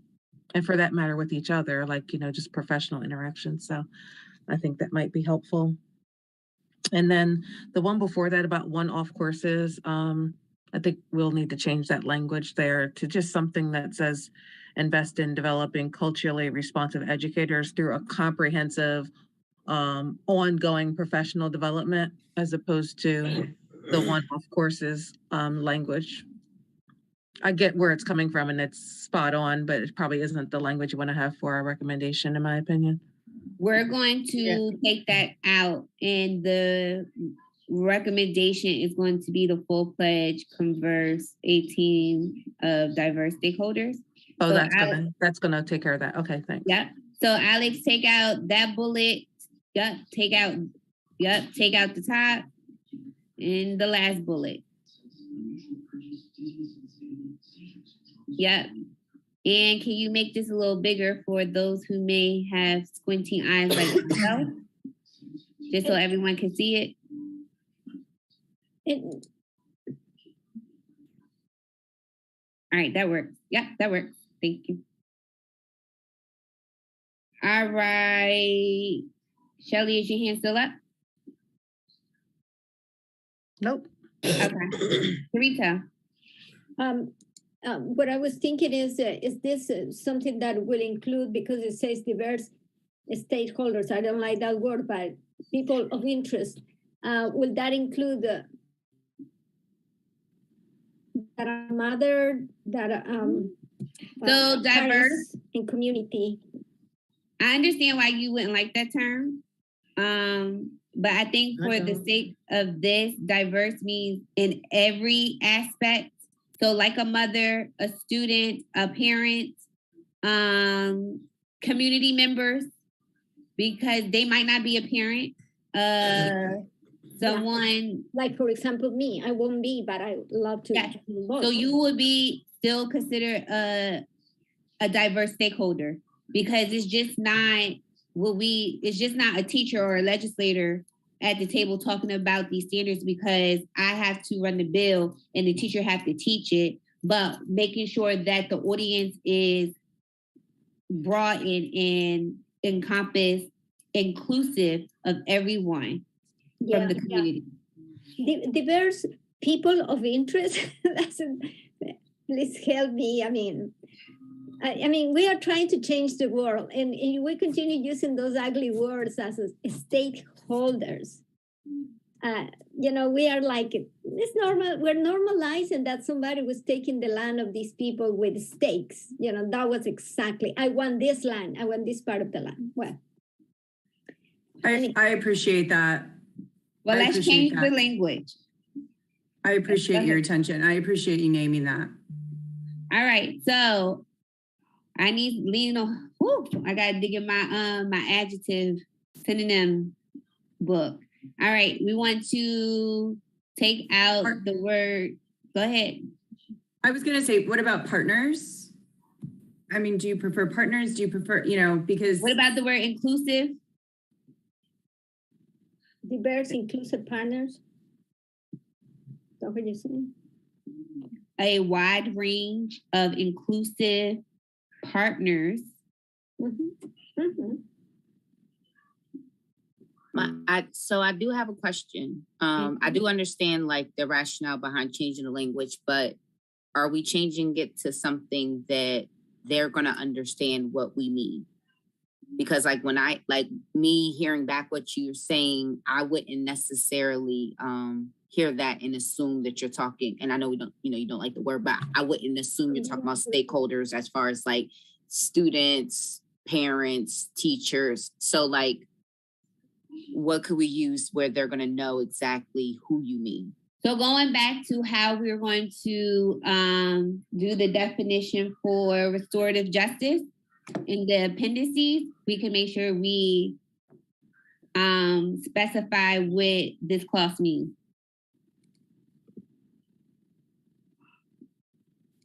And when I go to present these recommendations to the General Task Force Committee, I will also make sure I explain exactly what the specifics of these words mean. So restorative justice versus restorative practices, and the diversity of diverse stakeholders as well. So we can take it out and put a wide range of inclusive education, no, partners, just keep it partners, keep it general. I think just changing it from stakeholders to partners takes care of the problem. I don't know if we have. You okay with that, Sharito? Leave diverse? Absolutely, absolutely. Okay. Stakeholders is a colonizing statement. Okay. Partners, well, it speaks for itself. Yes. So I don't think we have to really add extra words. Diverse partners includes all, takes care of our problem. Sounds good. Dr. Fakusian with you. Yes. Shelley? Yeah, I think that the more we pick apart wording here, the more that other things get uncovered. Even the end of it, I think that we'll probably need to have somebody take a step back and look at this and bring it back for a vote, maybe at the next meeting. Even the language from janitorial staff to teaching staff to me sounds hierarchical and like, you know, I'm not, you know, for a statement that's about culturally responsive teaching practices, and then an end that sounds like that, it just doesn't feel right to me. It also doesn't even mention at all administrators. So I think that we need to really give ourselves some like time to let this marinate a little bit. Yeah. Because even the word janitor, like. Right. Can we just say school community? Yeah. Because that really includes I everyone. like the term school And we had, community. I'm sorry. Did you Go say? ahead. I was saying we did have superintendents. We had superintendent to janitor, but I agree with you in terms of, you know, just that hierarchy, right? And so, yeah, we can certainly think about how we can express the broad range that we feel this needs to cover in a different way. And I agree that maybe, you know, maybe it's a little late and, you know, our brains are a little numb and this might be something we want to take a look at next time. So school community, because that includes everyone. Oh, yes. From the top down. Community, right. That's it's everyone. Criteria, it's everybody. School community. Right. Yep. And includes parents as well. It's everyone. It's everyone. Right. It's even to the organizations that the school partner with. And that comes into the advocates as well, to the teachers and the staff that work in the building as well.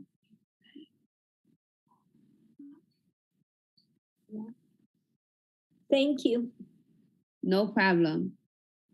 As I want to acknowledge that I heard the request, but due to the next meeting will be the last meeting and we have 2 more work groups, presentation and recommendations to go through. I don't want to add something else to the agenda. I would like for us to vote on this, even if it pass or fail. I know what work needs to be done, and this will not be the last conversation you hear of, you know, this topic coming from me as a legislator and educator, because I know, like I said, how important this is and making sure that we have this into code. So if there isn't any more question, comment, or concerns about the language that is currently on the screen, I would like to take a vote on adopting this as the recommendation for cultural responsive teaching standards.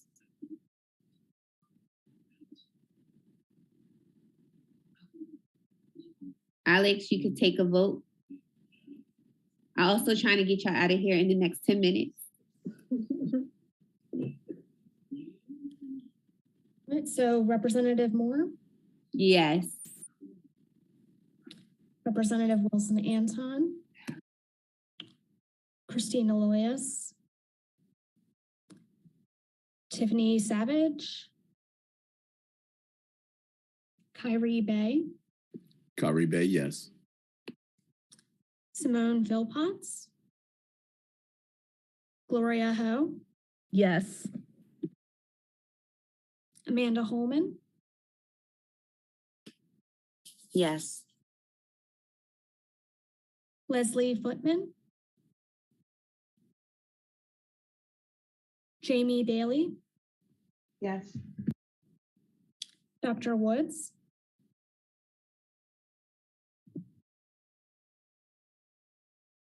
Stephanie Ingram, Yes. Krista Davis,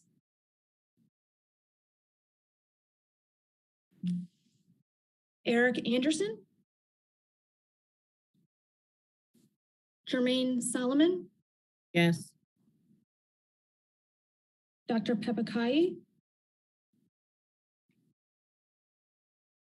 Dr. Rouser, Yes, but I want to point out that we missed something with standards and practices so that it was applicable to the whole community. We said that earlier and it's not there.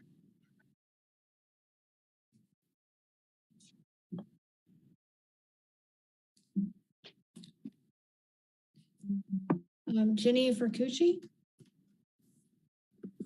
No. Monique Martin, Can you come back to me, please? yes. Dr. McCove, Yes. Dr. Harp, Trito Kovaci Mateko, Yes. But maybe, I mean, we're voting, but it would be nice to have that to the whole community. I don't know if we can do that.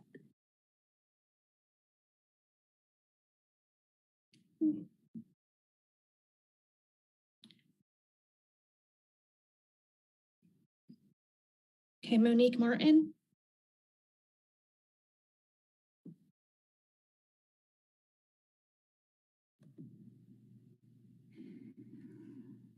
My apologies.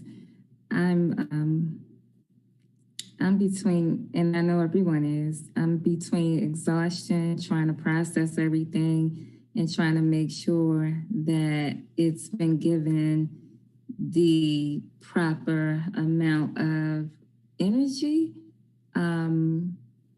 I don't feel well enough right now to make that decision. I want to say yes because of the urgency, but I still feel that it requires a whole lot more than the constraints will allow us to give at this present time.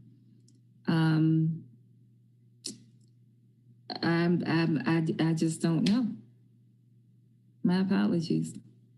It's okay. And to your point, I feel sentiment. And I yield back to my sincere apologies to everyone who is a part of this subcommittee, because our time was cut short on working on these topics due to something that was, out of my control. Because when I got the news, I had to plan very quickly, and it is rushed, I'll be honest to say. And I'm with full accountability on one, that this is our passion, especially with these teaching standards. I vote yes, because I know something needs to be done and addressed to the point of urgency. I vote yes, knowing that I am going to remain committed to seeing this all the way through, and convening this diverse partners and holding these workshops, and having these conversations with people, communities throughout the state, to get this right.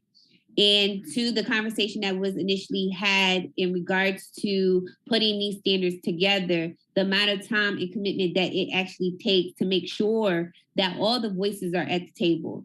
And this is a general statement. This is not what we want it to look like at all. And I will acknowledge that. This is not. But this is unfortunately dealing with the hand that was dealt. I had to make the work completed, but I put a semicolon on it because it's not completed to me. It's not over. We're just acknowledging that this is what should be done in regards to addressing this topic. And that is not to persuade anyone. I guess for me and my conscience that I have to deal with after I hang up this call and reflect on my leadership with this subcommittee and as a leader in education and for the state of Delaware, the commitment that it remains.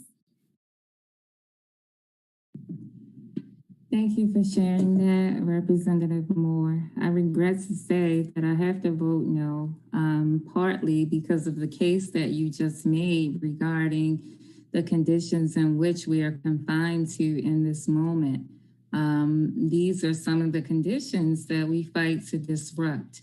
And it would certainly be hypocrisy if I said yes.